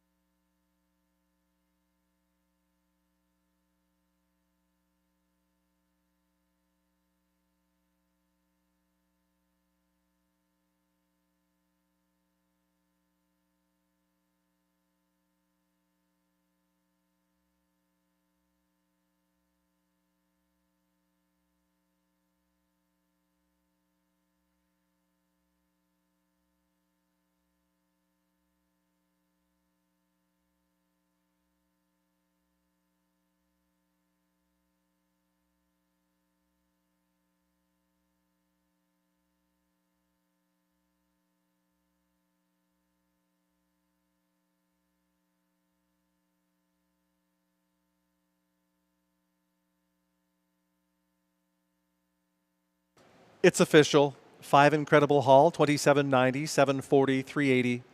6 Rose Run Rudy, $5, 370. 4 Montana Black Angel, 980. 5-6 Exactor, 169.90. The dollar try, 564, 538.60. The dollar super, 5641, 1,569.90.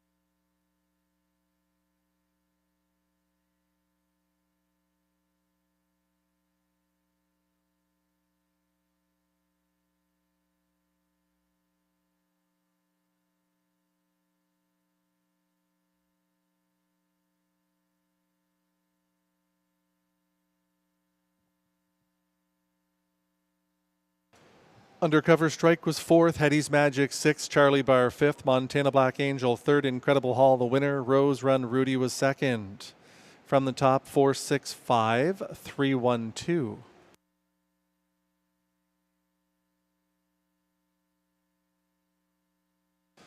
Two Hetty's Magic claim for $10,000.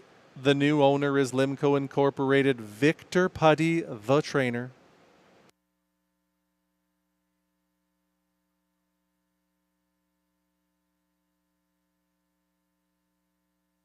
These are the top drivers at Rideau Carleton Raceway.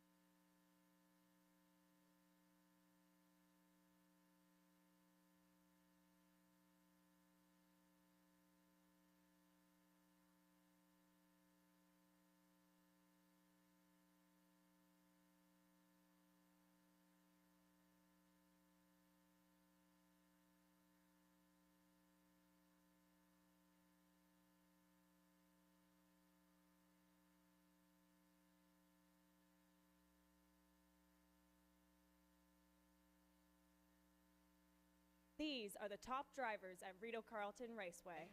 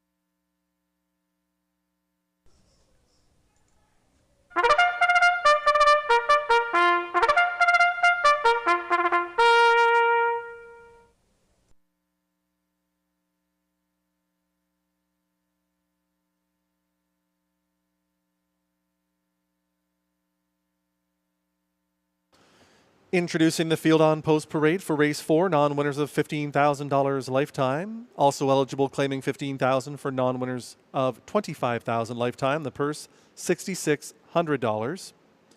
There's Exactor, Triactor, Superfecta, and Pick 4 wagering.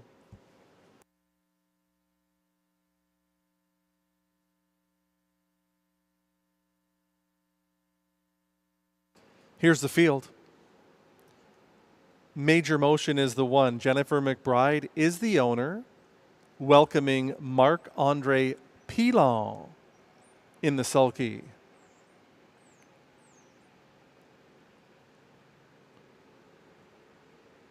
Arthur Shelby is the 2. Robert Shepard for Philip Reed and Dunya Lavrenovic.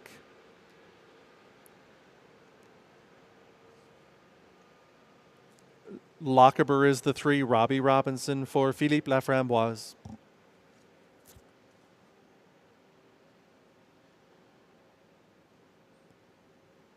Head of the table 4, Stephen Genois for Fanny Saul-Beaulieu and Philippe Trudeau.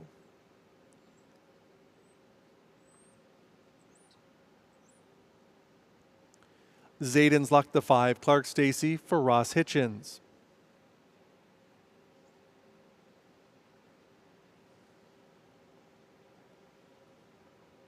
Sporty Deal the 6, Stéphane Pouliot for Claude Preux.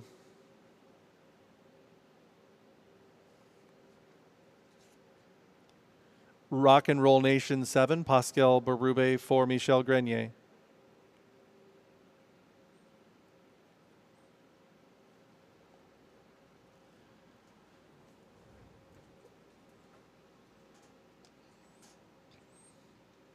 Jim's Big Thrill is the 8, Mike Healy for Kathy McBride. That's your field for race 4 at 2 minutes until post time. You're getting 1 to 5 on number 3, Lockaber. While he is the most probable winner in this field, I think 1 to 5 is very short. He appears to be the lone speed in here. He should make the front uncontested. And he will look to try to go gate to wire as he did in his most recent. But he won by a diminishing head in 154 and 4. So that leaves me thinking that it is a possibility to beat him at 1 to 5. I'll tell you one that looked unbelievable warming up about an hour ago was the 2 Arthur Shelby. I thought he looked a little bit more sharp than normal. He was on his toes. His most recent start was a very good one. Perhaps he's one of those horses that prefers the cooler weather. You're getting 8 to 1 on Arthur Shelby, and you get a great driver in Robert Shepard. I would give him a play at 8 to 1. And at 16 to 1, the 7 Rock and Roll Nation was very good on debut for Alain Martin, finishing a strong second. 2 Frankie Bob, who would clearly be 1 to 9 in this field. You have to be willing to accept that outside post position, but Rock and Roll Nation does race from behind. So if things do get a little bit goofy up front, he will be closing nicely.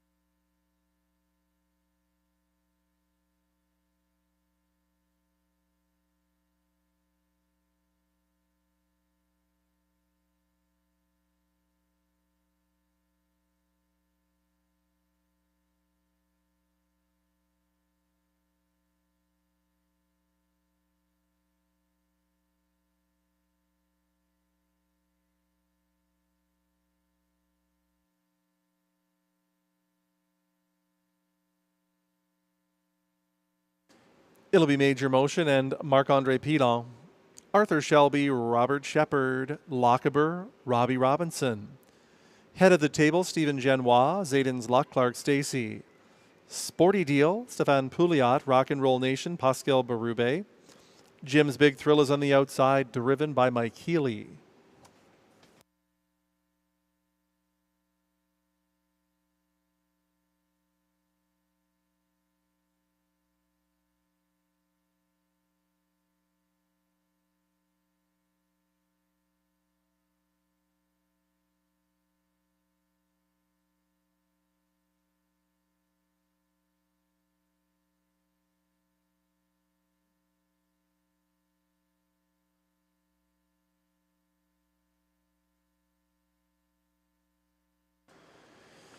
Fourth race, Pacers into the backstretch, approaching the start.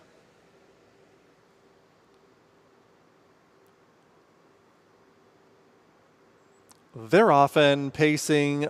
Lockaber is out to the early lead. Arthur Shelby is up close in between Pacers, head of the table. Zayden's Luck makes it a 3-wide beginning. Major Motion is fifth away, another 3 lengths back to Sporty Hall. Next is Rock and Roll Nation. The early trailer is Jim's Big Thrill as they swing off the turn towards the quarter-mile pole. Lockaber has made the lead, the opening marker in 29 seconds. In front of the grandstand, Lockaber is on the front end. Head of the table sits second. Zayden's Luck is third in line. Arthur Shelby a fresh fourth. Another 2 Major Motion is the fifth one. Here comes Sporty Deal to the outside, sixth.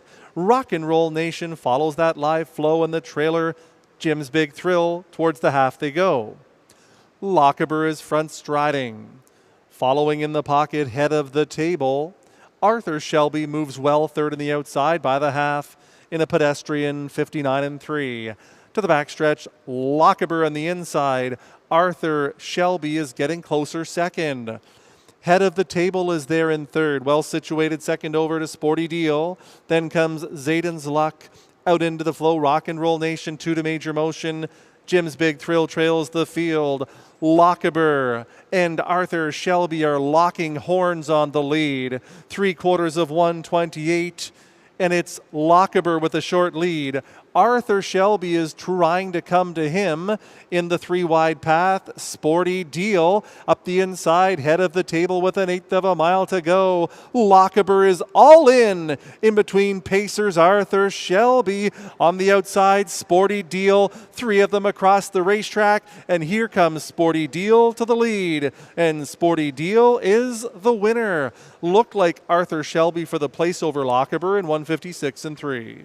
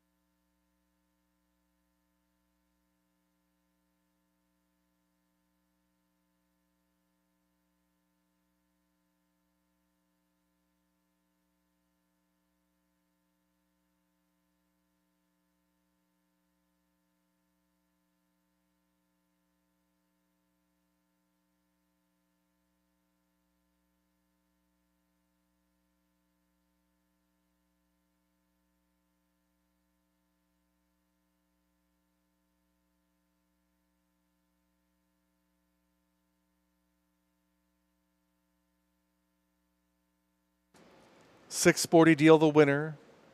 2 Arthur Shelby second, 3 Lockaber third, 4 head of the table was fourth.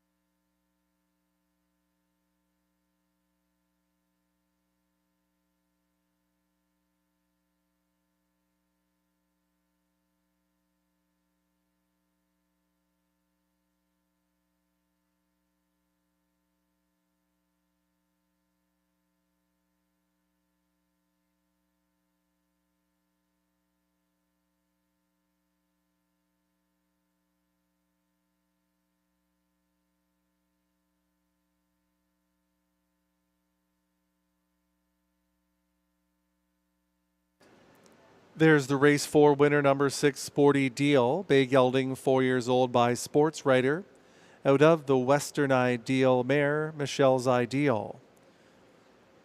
Claude Preux, the winning owner, the winning trainer, Pierre Lepine, driven to victory by Stéphane Pouliot, who's already having a tremendous September in the driving category. Sporty Deal for his third win this season from 9 tries, the mile 156 and 3, 29, 59 and 3, 128, the mile 156 and 3. Sporty Deal and Pouliot in the 4th.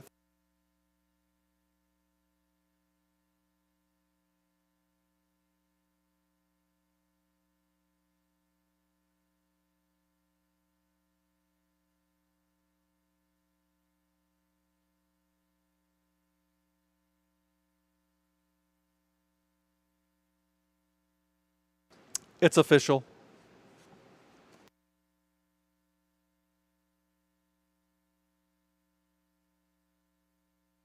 Six Sporty Deal, $15.70, $10.70, $3.90. 2 Arthur Shelby, $4, $2.50.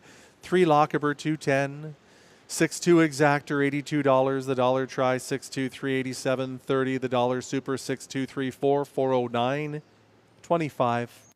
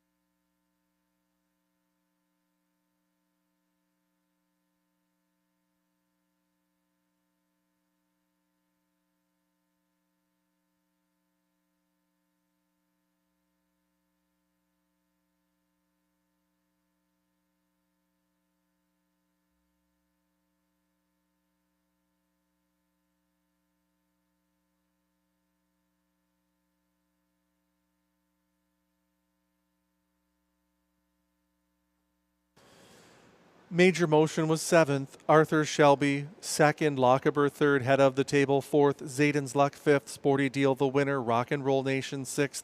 Jim's Big Thrill was 8th. From the top, 7, 2, 3, 4, 5, 1, 6, 8.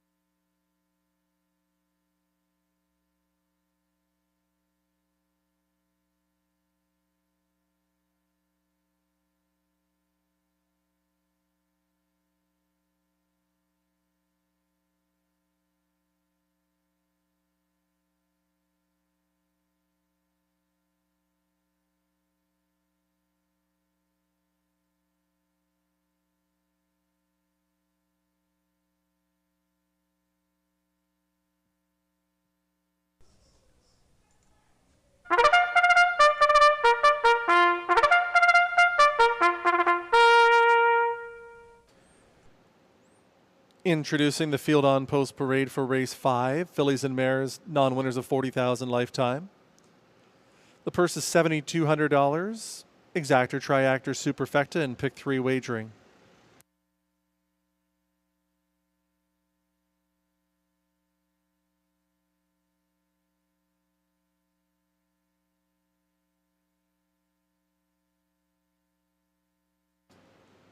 Here's the field. La Petite Grise, the 1. Stéphane Pouliot for Michel Letendre and Fernand Jaudoin. Beach Journey is the 2 Guy Gagnon for co-owner Frédéric Gagnon.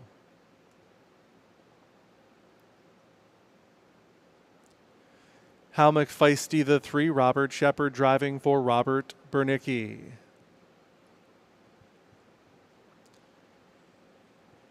Number 4 is a Black Diamond. Stéphane Brassot for Numbered Ontario Corporation and John McMillan. Bet him on the river, the 5, Sam Filion for James Martel.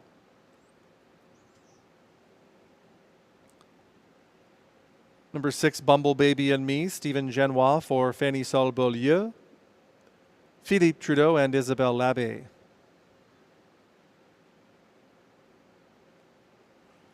Susan Roy is the owner. Jimmy Gagnon driving 7, Talkin' Again.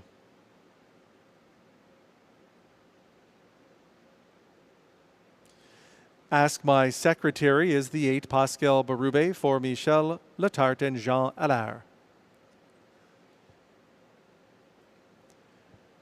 Completing the field is 9, Perfect Dalliance. Kathy McBride is the owner. Mike Healy will drive.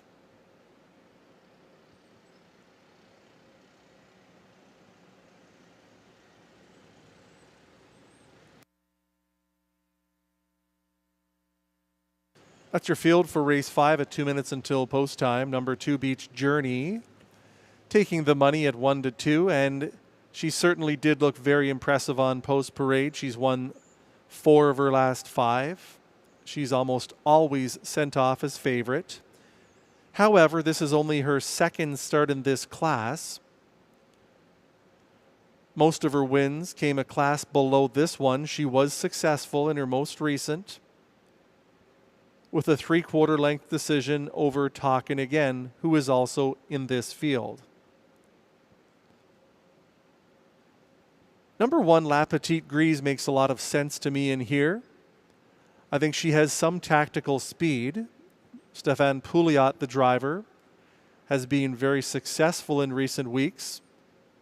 So he's on a confidence high, and he'll likely be rolling La Petite Grise out close to the lead. She's in for a good trip here. And if you look to her August 18th program line, when she had the rail, followed a nice trip, she closed in 27-2 to pace in 154 flat. I think she's a key player in here at 9-1. 7, Talkin' Again, has been very good for Bill Douglas in 2 starts at this level. She was also a winner when exiting the Natalie Sagan barn on August the 25th with the same driver that she has tonight, Jimmy Gagnon. Her front end or close to the lead strategy could be slightly hampered by post position 7. So it might take a little bit out of her if Jimmy decides to go forward leaving the gate, and that might prove costly in the late stages. Outside of her is Ask My Secretary, who's 19 times in the top 3 out of 28 starts this season. Even with the dreaded 8-hole, she warrants consideration as well. 4, a Black Diamond, has tactical speed, and she closed nicely in each of her last 2. And she's not to be overlooked in the exotics. Beach Journey, the 1-2 choice, a little bit too short for me.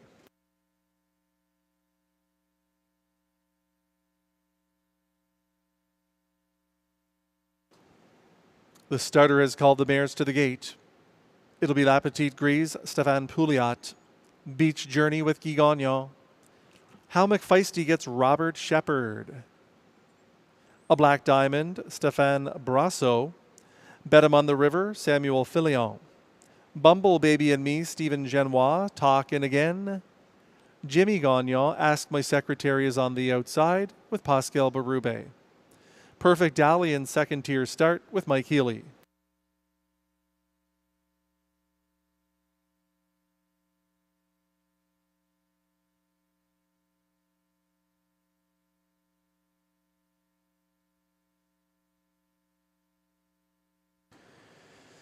Fifth race field. Pacers into the backstretch. They're at the start.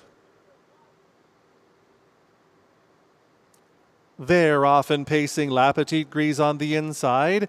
Beach Journey is also out quickly and Talkin' Again with a 3 wide beginning.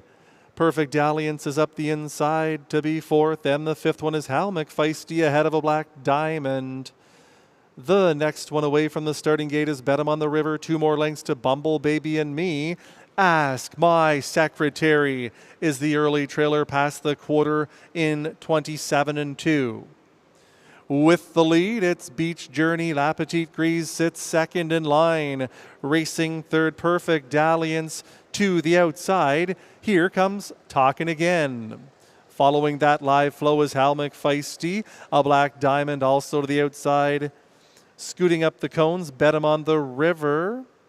Ask My Secretary with 8 lengths to make up on the leader. They pace their way by the half in 57 seconds. Beach Journey is on the lead. La Petite Grise is perched in the pocket. To the outside, Talkin' Again is advancing third. Hal McFeisty is nicely following the cover fourth. Long shot Perfect Dalliance inside fifth. A Black Diamond is sixth out into the flow. Inside of her is Bet 'em on the River. Next to Ask My Secretary, who needs to do more. Bumble Baby and Me trails the field 3/4, 125-2. Beach Journey is under attack. Talkin' Again second in the outside. La Petite Grise is in third. Hal McFeisty 3 wide. A Black Diamond out of the backfield with 1/8 of a mile to go. They're trying to get to Beach Journey. Talkin' Again is on the outside. La Petite Grise is firing. So is a Black Diamond down the center. Beach Journey or La Petite Grise. Beach Journey guts it out to win over La Petite Grise and driving a Black Diamond in 154-3.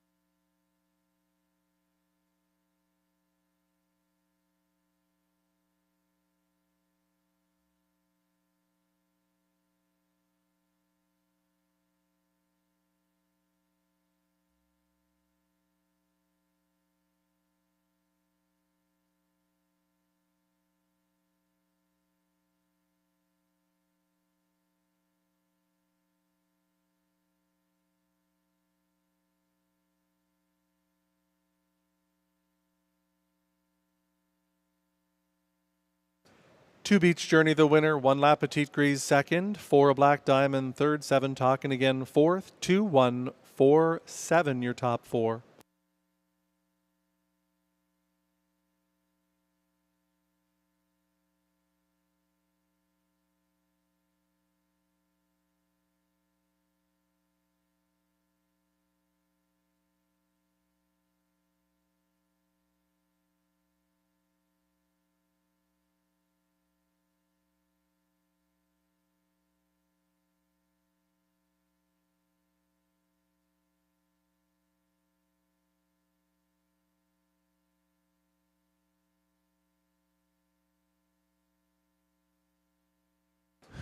Into the winner's circle returns the winner of the 5th race. It's number 2, Beach Journey.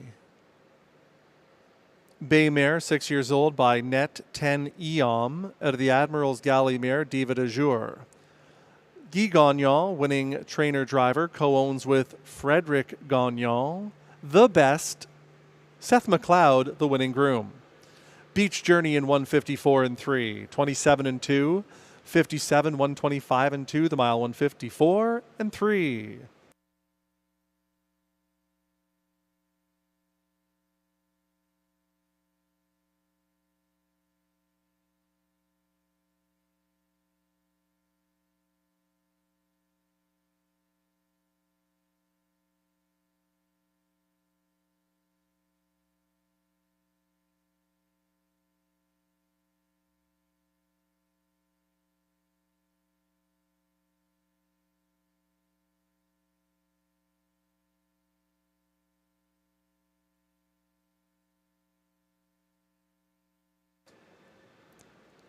It's official.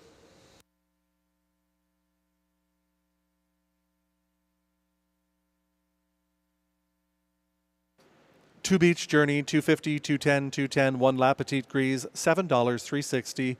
Four a Black Diamond, $310. 2-1 Exactor, $12.40. The Dollar Try, 214, $28.75.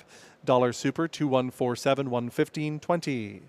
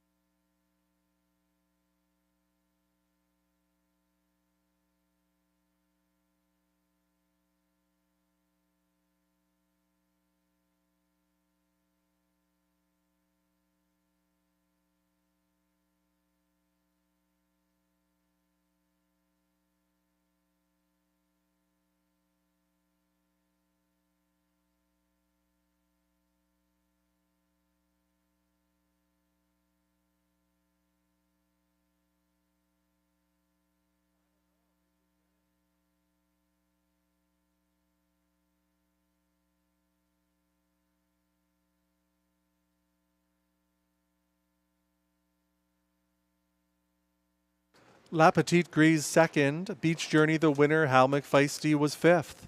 A Black Diamond 3rd. Bet 'em on the River 7th. Bumble Baby and Me 9th. Talking Again 4th. Ask My Secretary 6th. Perfect Dalliance was 8th.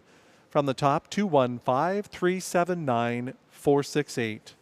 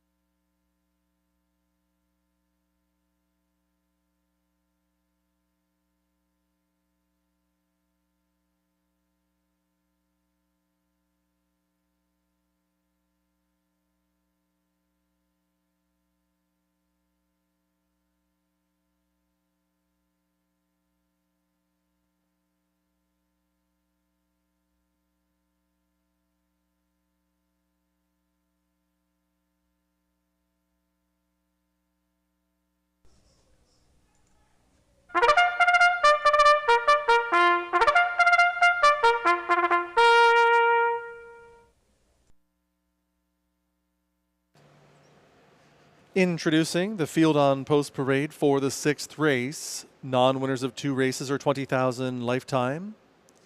They'll trot a mile for a purse of $7,000 exactor triactor. Pick 5 and high 5 wagering.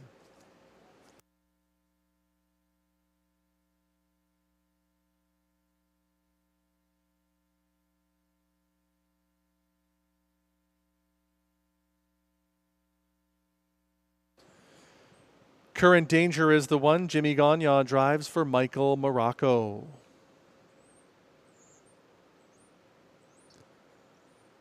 Honeybee First is the 2. Pascal Berube for Denis Marcotte and Marc-Andre Sabarin.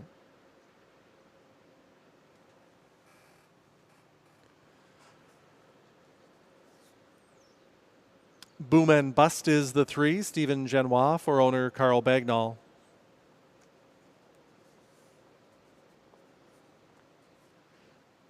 Number 4, Rolling in Clover, Guy Gagnon driving for co-owners Louis Latulippe and Bruno Blouin.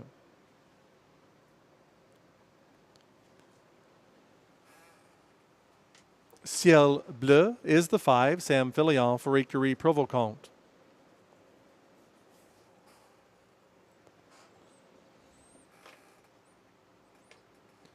Vitor, the 6, Stéphane Pouliot for Numbered Quebec Corporation, Donald Jobin, Danielle Belil.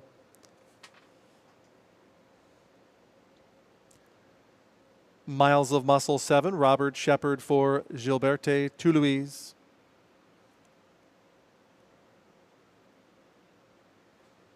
Number 8 is Pacific Roll, Stéphane Brassot for Jeremy Marcotte.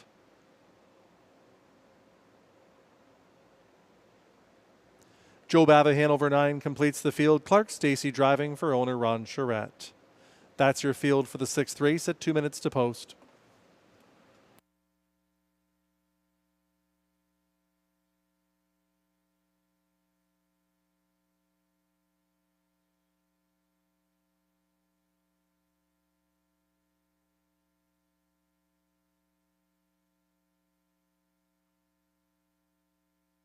We do have a carryover into today's 6th race of almost $1,500 in the pick 5, and it begins here.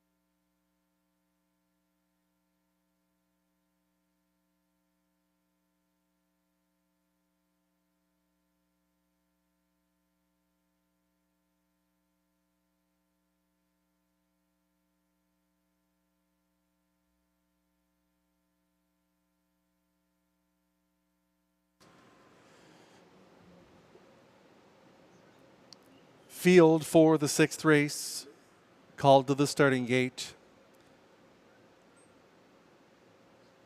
Current Danger gets Jimmy Gagnon. Honeybee First, Pascal Berube, Boom and Bust, Stephen Genois. Rolling in Clover and Guy Gagnon. Ciel Bleu, Sam Filion. Vitor, Stéphane Pouliot. Miles of Muscle, Robert Shepard. Pacific Roll is on the outside with Stéphane Brasso. Joe Bava Hanover, a second tier starter, driven by Clark Stacey.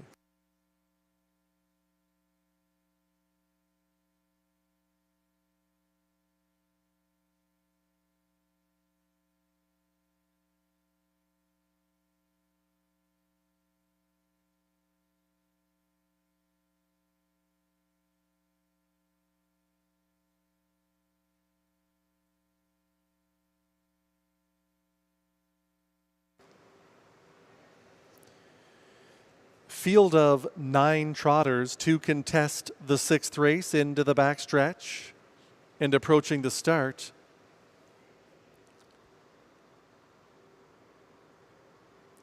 They're off and trotting, Rolling in Clover out to the early lead. Current Danger is on the inside. Pushing through from in between trotters, there goes Boom and Bust to be with the early leaders. Ciel Bleu is caught on the outside early. Honeybee First is inside of him. Next away to Joe Bava Hanover. Caught on the outside is Pacific Roll. Further back to Vitor, and the early trailer is Miles of Muscle. By the quarter they go in 29 2/5. In front of the grandstand, Jimmy Gagnon has Current Danger on the lead. Rolling in Clover, getting a beautiful 2-hole trip. Boom and Bust races third. 2 back to Honeybee First and fourth. Starting to the outside, here comes Ciel Bleu with 7 to make up on the leader. Pacific Roll is gapping slightly in that cover, and now Brasso heads back to the inside. Ahead of Joe Bava Hanover, Vitor has 1 beaten. That's Miles of Muscle. By the half, in 1:01 to the backstretch they go. Current Danger on the inside, rushing up to engage. Here comes Honeybee First, and suddenly Ciel Bleu is on the scene, second over third. Rolling in Clover needs to pick it up from fourth. Vitor is fifth on the outside. Boom and Bust back there in sixth. Another 3 more lengths to Pacific Roll. Then Miles of Muscle. The trailer is Joe Bava Hanover. 3/4, 129 1. Current Danger clings to life and a short lead.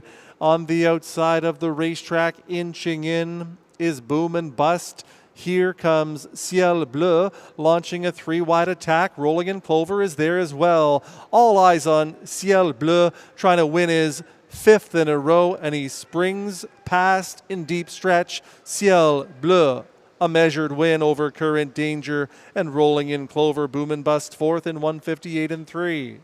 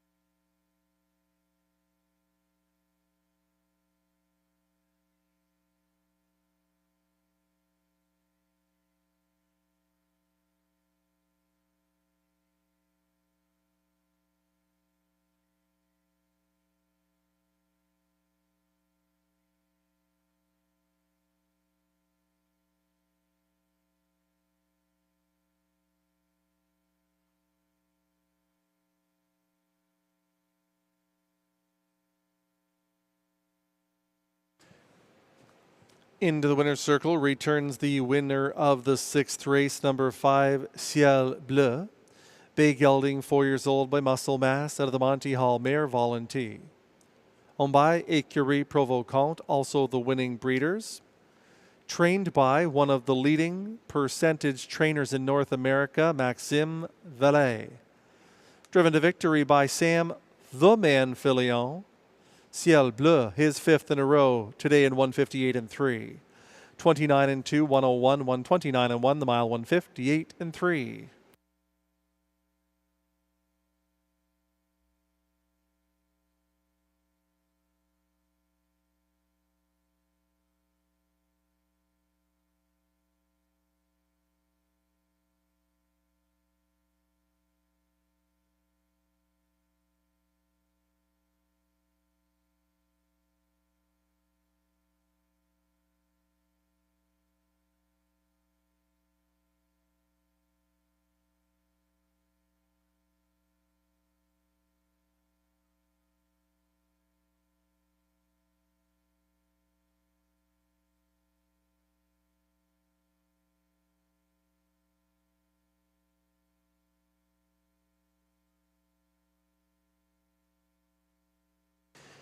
It's official.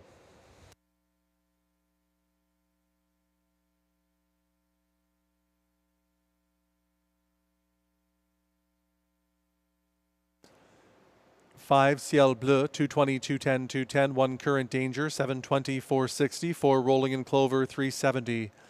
5-1 Exactor, $18.30. Dollar Try, 514, 52.25. 20-cent Super High Five, $280.19.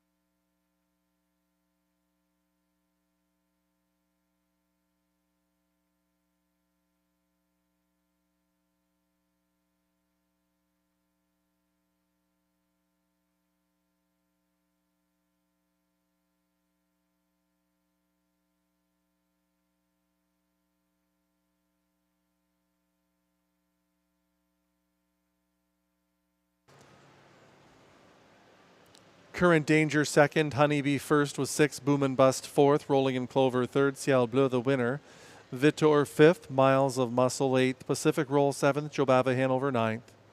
From the top down, 264, 315, 879. In the 7th race, scratch number 1, Rose Run Yole, and the 9, Quivers Hanover.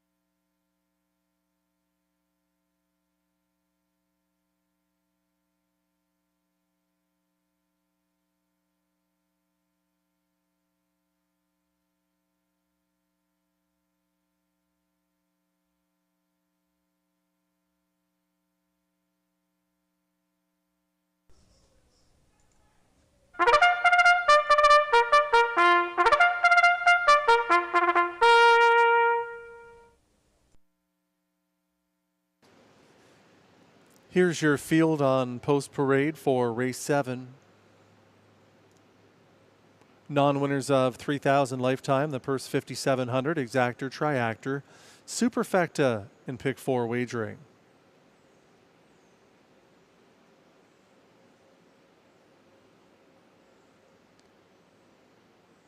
Scratch 1 and 9.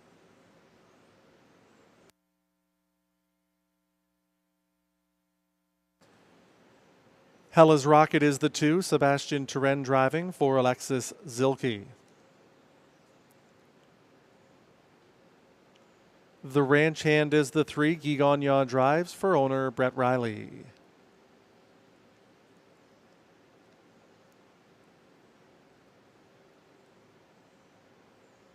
Mr. Courage 4, Sam Filion for Michel Lavoie and Gary Steele.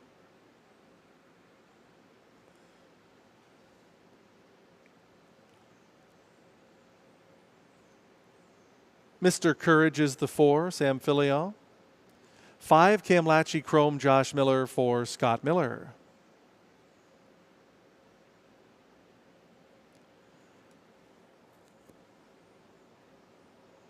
Number 6 is Light the Torch, Jacques Baudouin, the owner driver.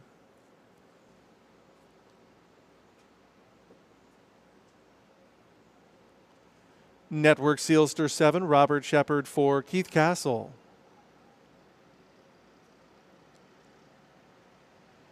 Completing the field is number 8, Clint's Vet, Stéphane Brassot for Valspar Stables. That's your field for the 7th race at 2 minutes until post time.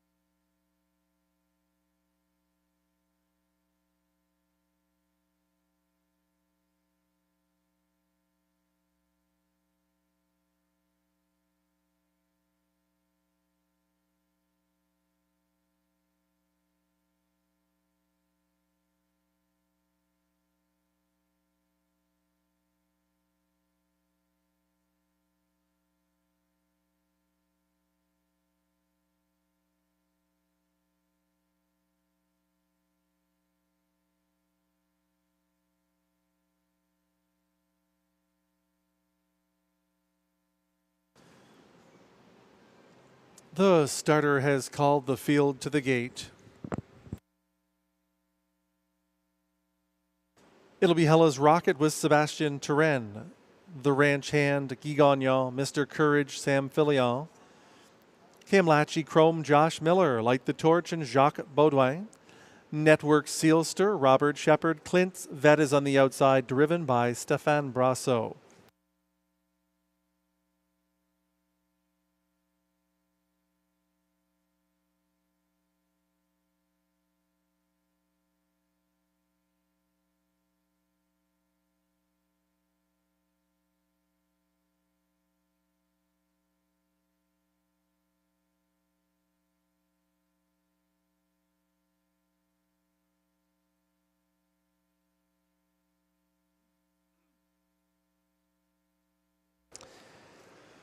Seventh race field, Pacers into the backstretch. They're approaching the start.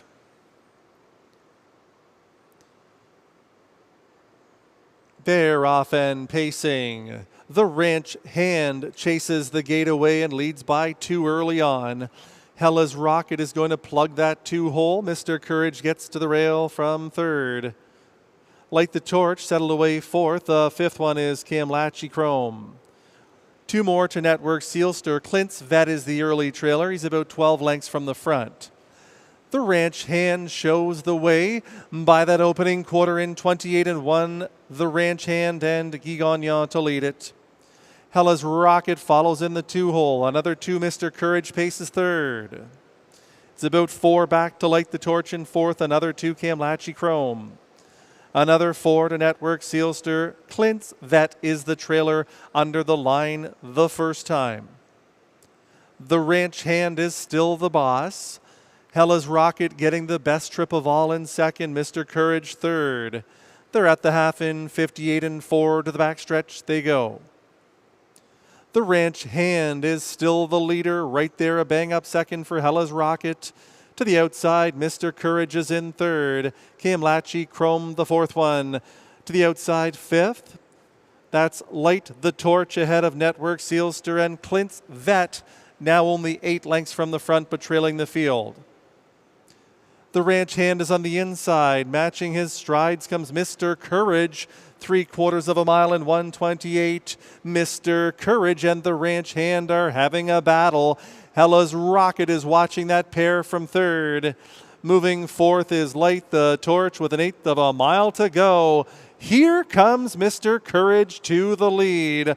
On the outside, Camlachi Chrome. Up the inside, late pace from Network Sealster. Here is the wire. Mr. Courage by 2. Network Sealster 2nd, Hella's Rocket 3rd in 1:57-3.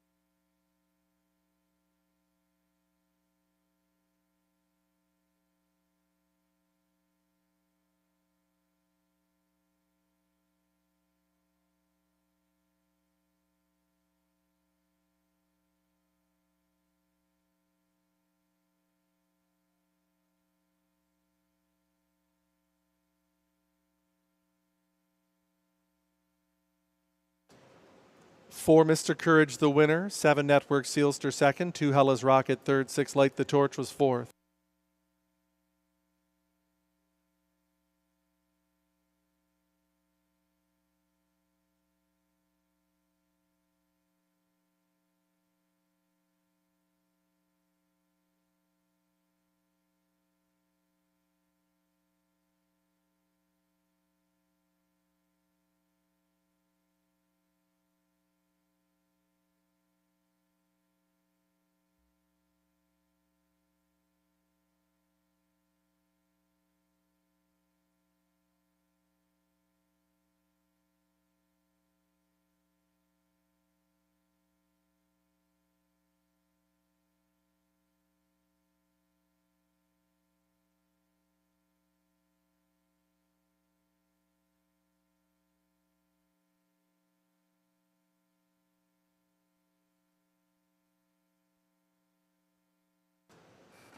There's the winner of the 7th race, number 4, Mr. Courage.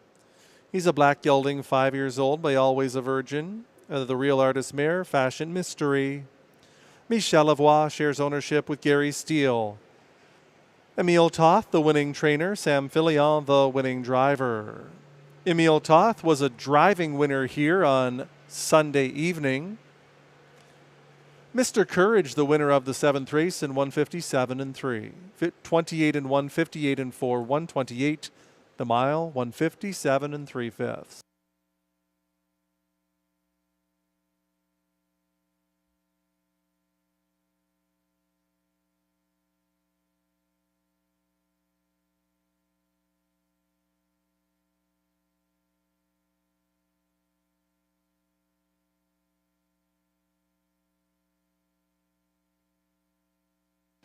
It's official. 4 Mr. Courage, 480, 310, 230. 7 Network Sealster, 750, 430. 2 Hellas Rocket, 270. 4-7 Exactor, 49.20. The Dollar Try, 472, 228.70. Dollar Super, 4726, 630, 270.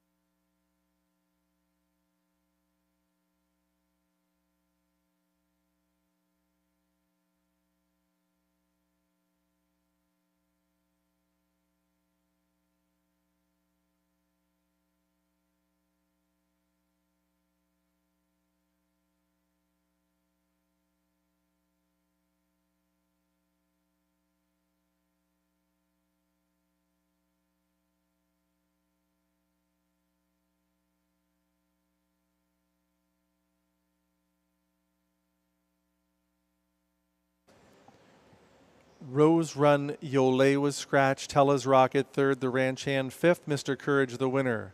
Cam Latchy Chrome 6th. Light the Torch 4th. Network Sealster 2nd. Clint's Vet 7th. Quivers Hanover scratched. From the top down, scratch 3-5, 1-6-4, 2-7 scratch.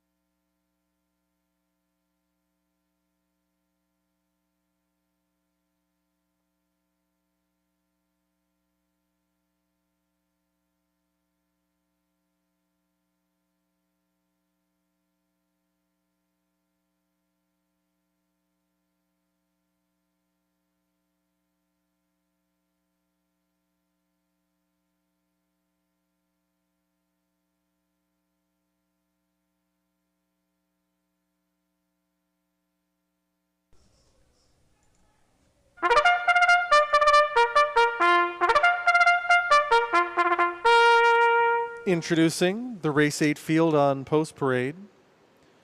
It's for non-winners of one race or $6,500 lifetime. The purse $6,000, exactor, triactor, superfecta, and pick 3 wagering. Scratch number 8, self-isolation.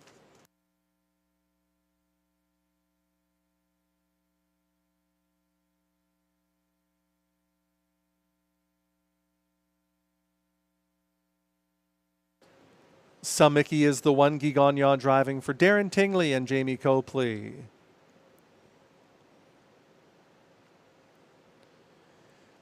Darcy Clancy driving 2 straight to the point for Walter Clancy, Raymond Allport, and Gary Smith.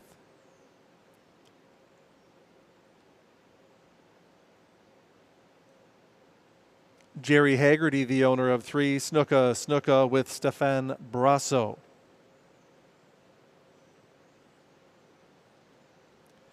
Gritty is the 4, Jacques Baudouin, the owner driver.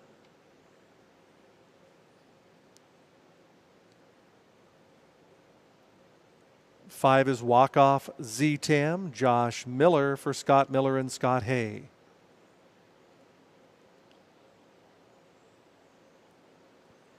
And Lamirande, the owner, Mike Healy, the driver of 6, Shadow Dave.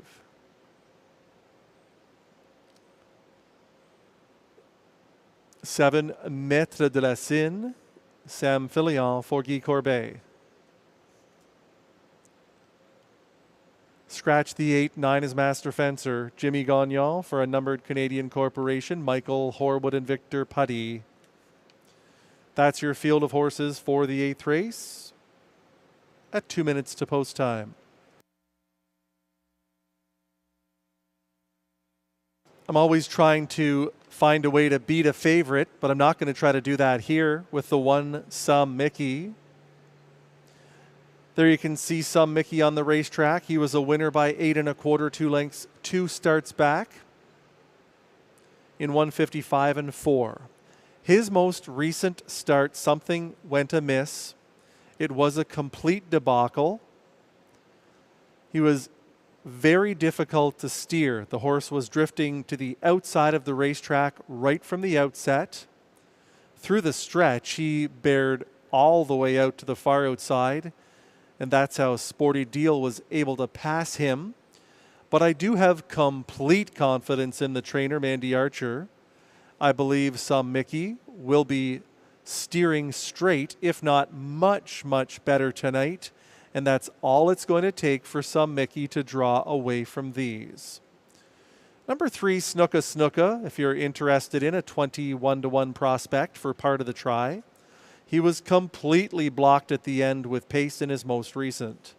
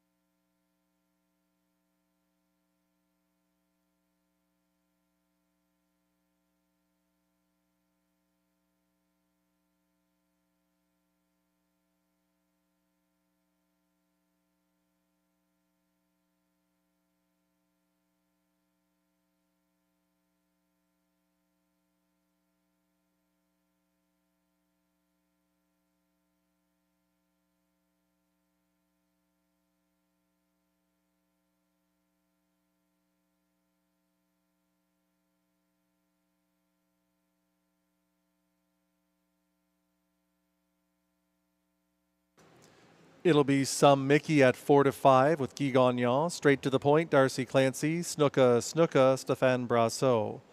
Gritty and Jacques Baudouin. Walk off Z-Tam, Josh Miller. Shadow Dave and Mike Healy. Maître de la Cine, Sam Filion. In the second tier, Master Fencer with Jimmy Gagnon.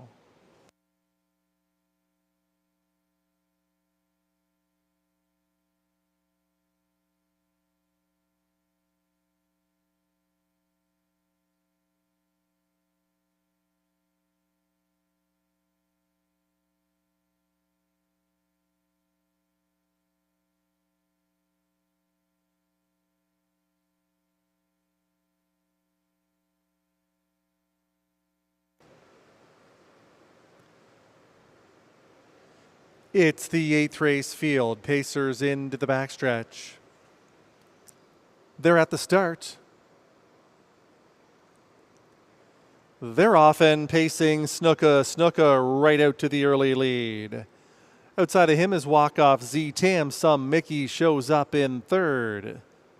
Master Fencer is through to be fourth on the outside. Shadow Dave is next away straight to the point. It's another 4 back to Gritty.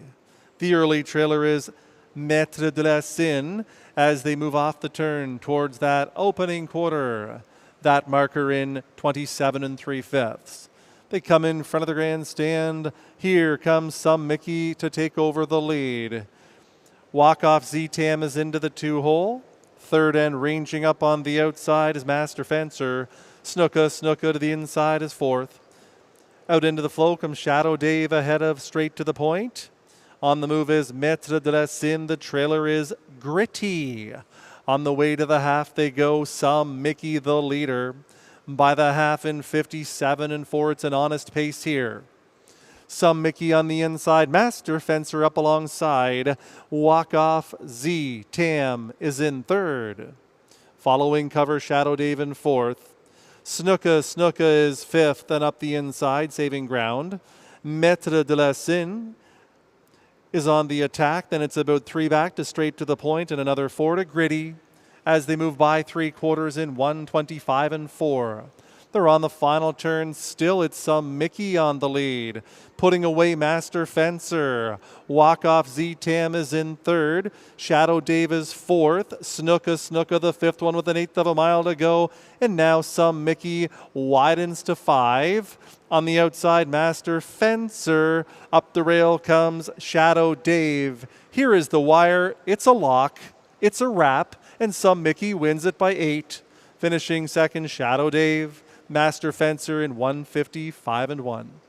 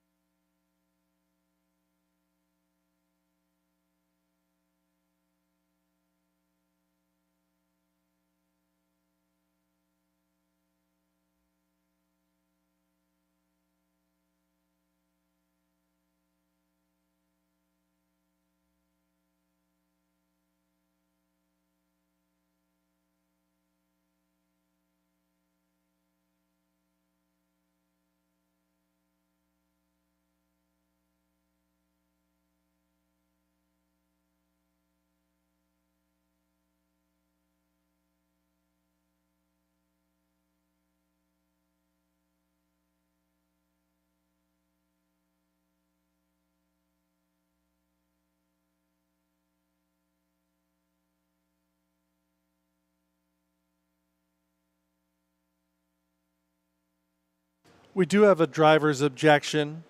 In the 8th race, it's the driver of number 2, Straight to the Point.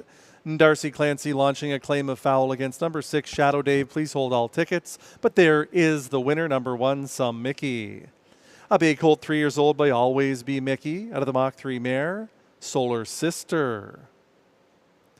Jamie Copley shares ownership with Darren Tingley. Mandy Archer, the winning trainer. 3rd winner today for Guy Gagnon. 2nd winner on the program for groom Ashley Murphy.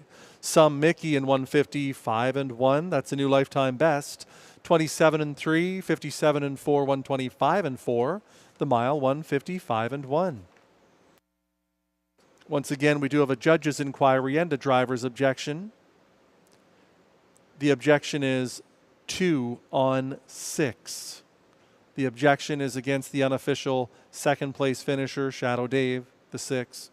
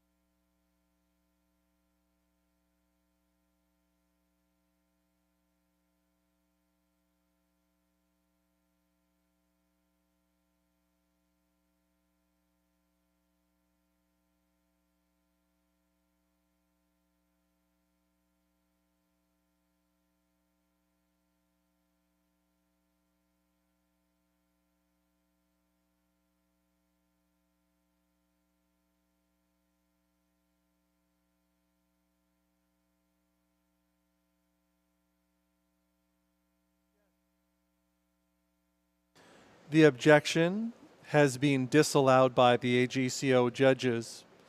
There will not be a placing in the 8th race. 1 Mickey the winner, 6 Shadow Dave second, 9 Master Fencer third, 5 Walk Off Z-Tam fourth.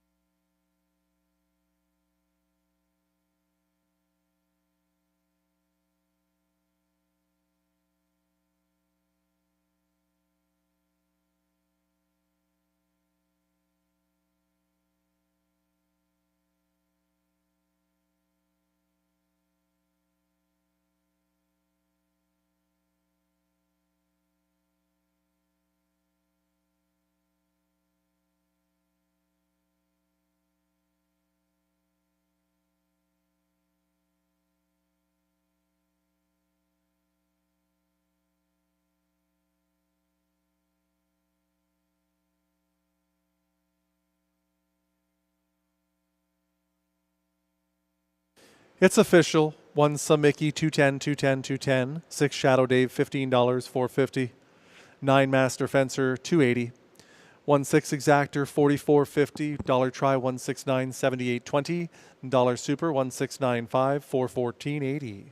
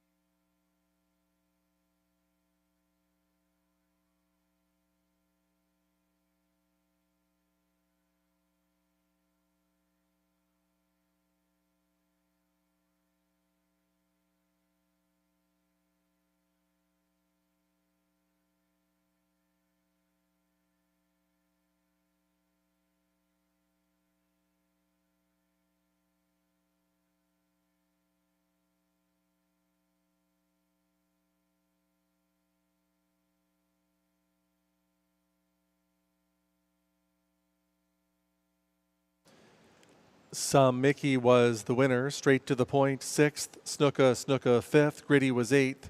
Walk Off Z-Tam 4th. Shadow Dave 2nd. Maître de la Sin 7th. Self-Isolation Scratched Master Fencer 3rd. From the top down, 165, 8, 4, 2, 7, scratch 3. Up next, it's the Preferred Trot for a purse of $10,500.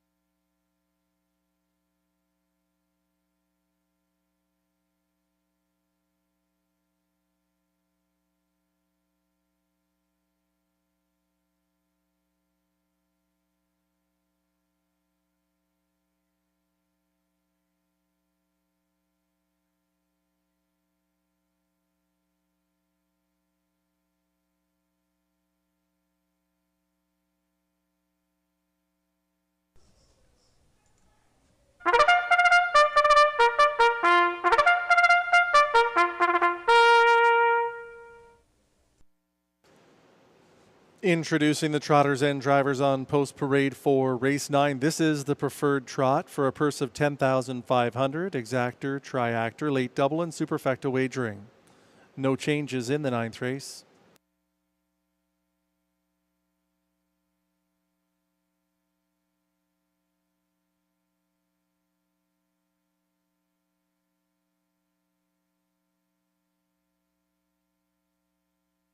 Here's the field. Raising Rusty is the one, Stéphane Pouliot for a numbered Quebec Corporation. Holden Aces 2, Sam Filion for Yannick Martel and Investissement KFB. Number 3 is CrossFit, Jimmy Gagnon for Gordon McDonald and Christopher Boland. Number 4, Fitbit, Michel Legacy, the owner-driver.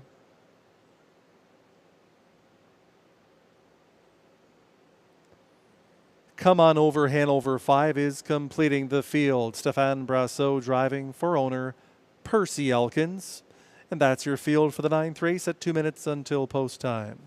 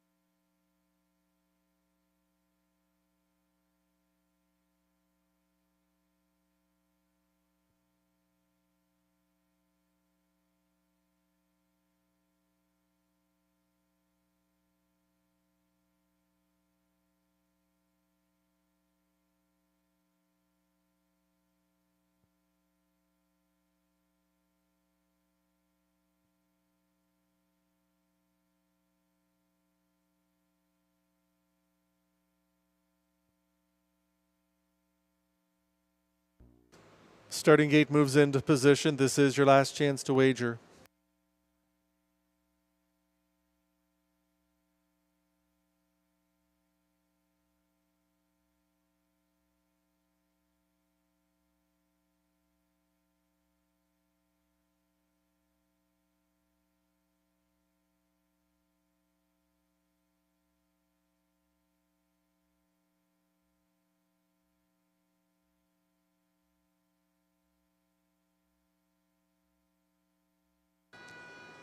The starter has called the trotters to the gate. Last chance to wager.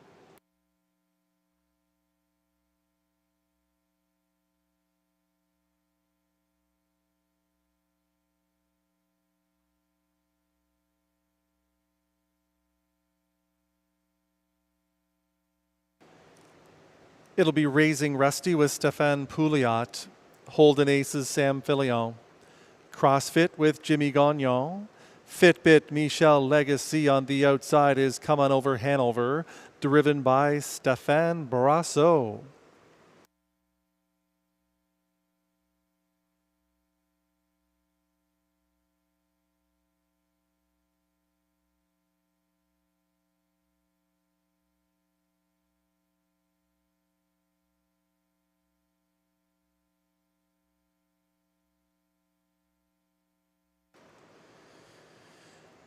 Preferred trotters for the 9th race are in the backstretch and approaching the start.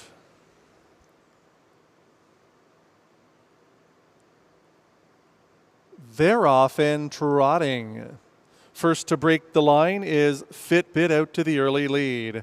Raising Rusty up the inside. Holden Aces is third away. CrossFit Come On Over Hanover is the early trailer as they battle on the first turn. Raising Rusty is pushing through to take the early lead. Holden Aces went on a break. It's Raising Rusty in front at the quarter pole. Time unavailable in this one for Stefan Pouliot. Raising Rusty shows the way. Fitbit is into the 2-hole. Racing third, CrossFit. Come On Over Hanover sits fourth. And Holden Aces is the trailer under the line the first time. Raising Rusty is the leader for Stefan Pouliot. Sitting in the pocket is Fitbit. CrossFit races third. Come On Over Hanover in fourth and trailing the field. But catching up is Holden Aces past the half of 58-2. Into the backstretch they go, chasing Raising Rusty towards 3/4. Fitbit is second in line, and now CrossFit is advancing third and on the outside. Second over fourth for Come On Over Hanover. Holden Aces trails the field towards 3/4 they go. Raising Rusty is on the inside. CrossFit is a closer second. Undercover third, Come On Over Hanover. Fitbit is in fourth by 3/4 of 127-1. On the final turn, Raising Rusty still the one to catch. Second on the outside, CrossFit. Come On Over Hanover on the wide side with 1/8 of a mile to go. It's Raising Rusty trying to go all the way. CrossFit is in between, way out wide. Come On Over Hanover. Fitbit as well. Here is the wire. Raising Rusty in front. CrossFit second. Fitbit third. Come On Over Hanover fourth and 156-1.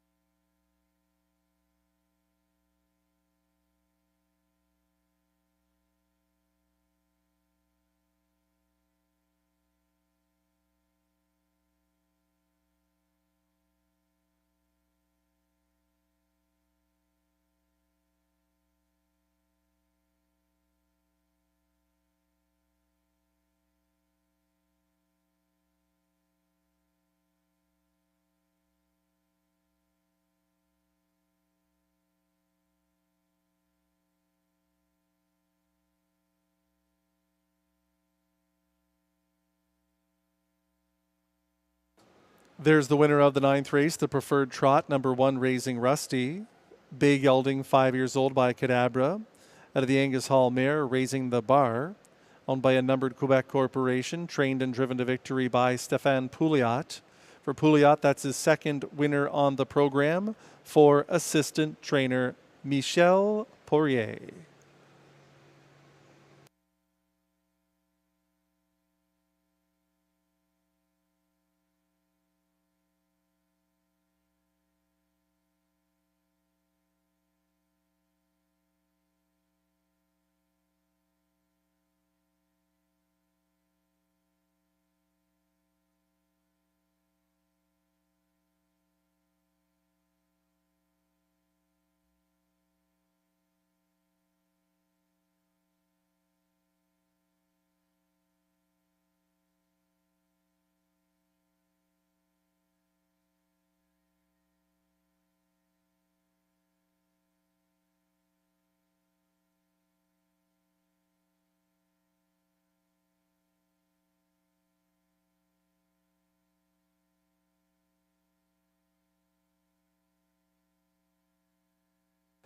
One Raising Rusty, 660, 360, 270. 3 CrossFit, 310, 240. 4 Fitbit, 560. 1 3 Exactor, 5090. The dollar try, 134, 4440. Dollar Super, 1345, 74 even.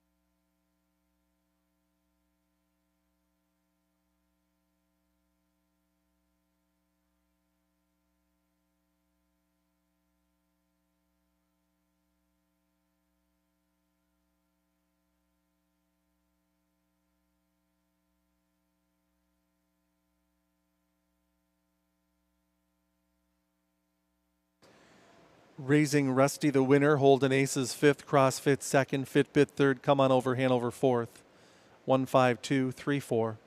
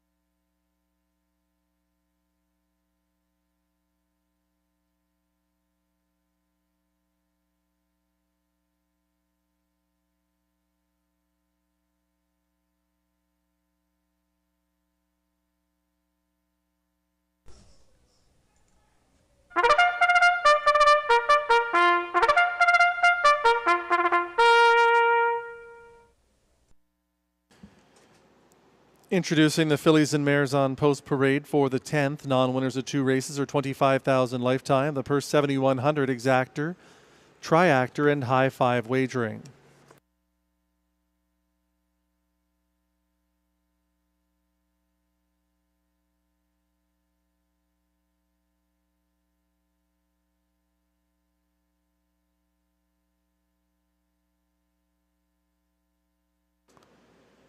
Right 1 is the 1, Stéphane Pouliot, for owner François Lecomte.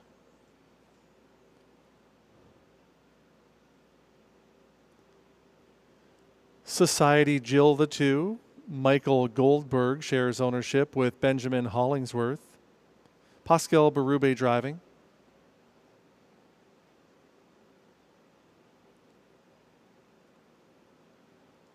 Number 3 is Premier Star, Robert Shepard, for Denis Marcotte and Marc-André Sabarin.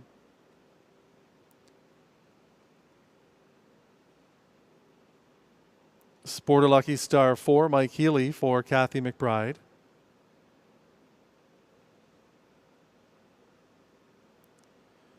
Five is Better Catch Girl, Jimmy Gagnon, for a numbered Canadian corporation, and Victor Putty.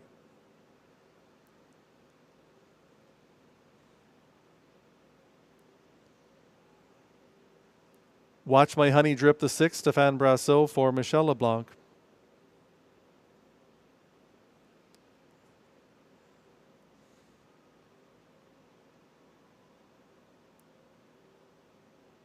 Seven, St. Lad's Sugar, Guy Gagnon, for Jamie and Jacob Copley.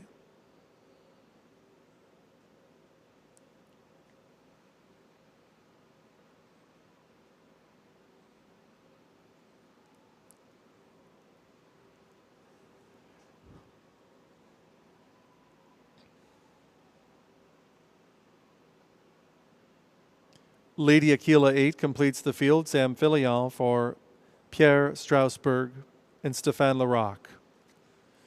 That's your field for the 10th race at 2 minutes until post time.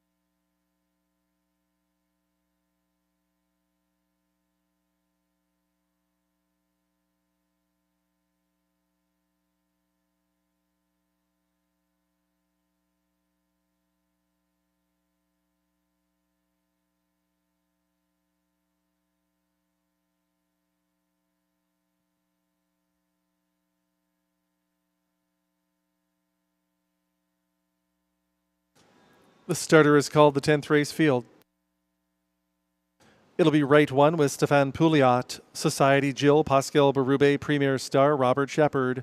Sport a Lucky Star gets Mike Healy, Better Catch Girl, Jimmy Gagnon. Watch My Honey Drip, Stéphane Brasseur, St. Lad's Sugar, Guy Gagnon. Lady Aquila on the outside, driven by Sam Filion.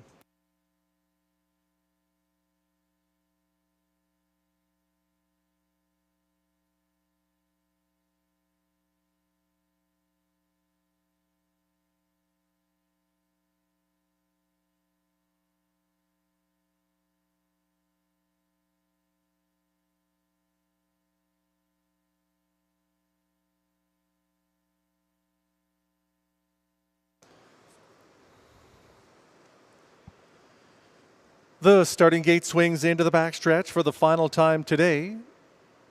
It's the Robbie D'Alessandro, and they're at the start. They're off and pacing. Society Jill looks for the early lead.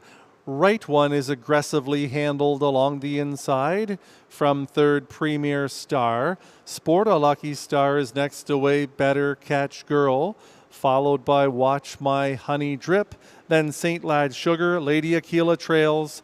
They're in post position order 1 through 8 as they round the turn and pace by that opening marker.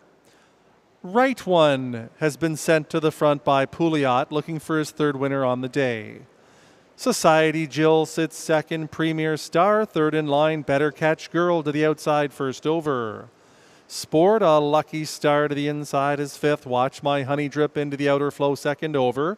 St. Lad Sugar is next and Lady Aquila trails the field. Right one is the leader. They pace their way past the half-mile pole and enter the Rideau Carleton backstretch. Right one shows the way. Better Catch Girl second on the outside. Society Jill is in third.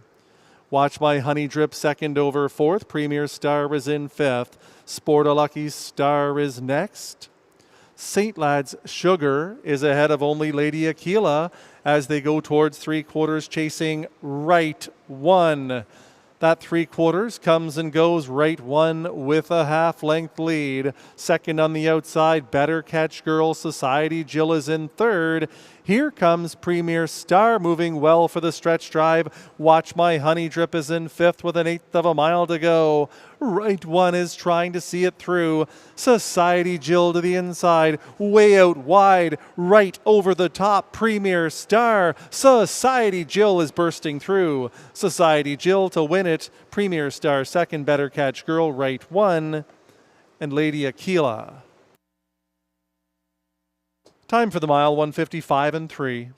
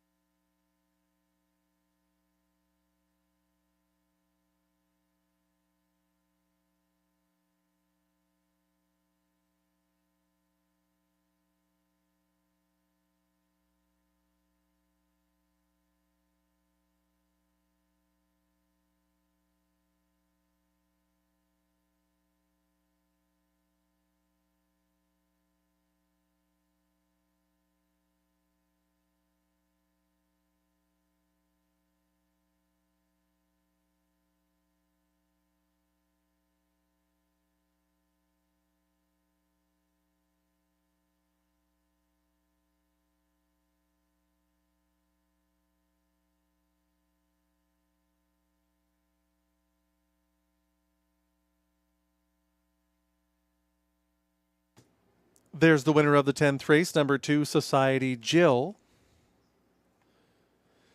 A brown mare, 4 years old, by Sunshine Beach out of the Western Terror mare, Jimmy the Terror. Owned by Michael Goldberg and Benjamin Hollingsworth. Trained by Yves Tessier, driven to victory by Pascal Berube, that's 2 for the drummer on the day. Society Jill in 155 and 3.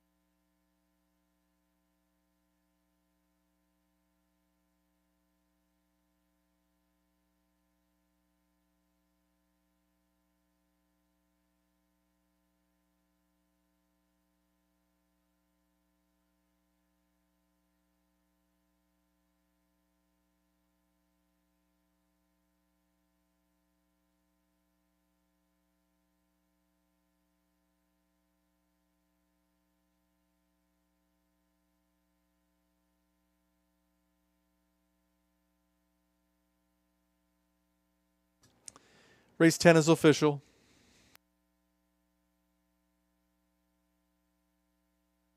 Two Society Jill, $3, $2.30, $2.10. 3 Premier Star, $3.90, $2.90.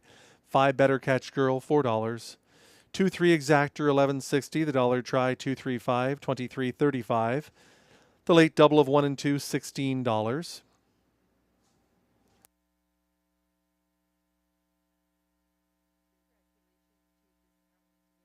20-cent pick 5, 5 of 5, $23.70. The high 5, $52.40.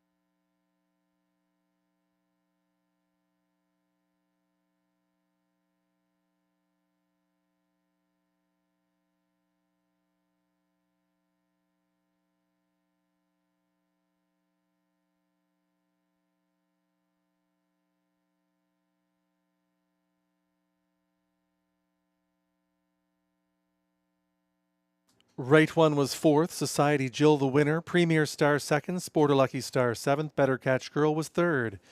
Watch My Honey Drip 6th, St. Lad's Sugar 8th, Lady Aquila 5th. From the top down, 4-1-2-7-3-6-8-5.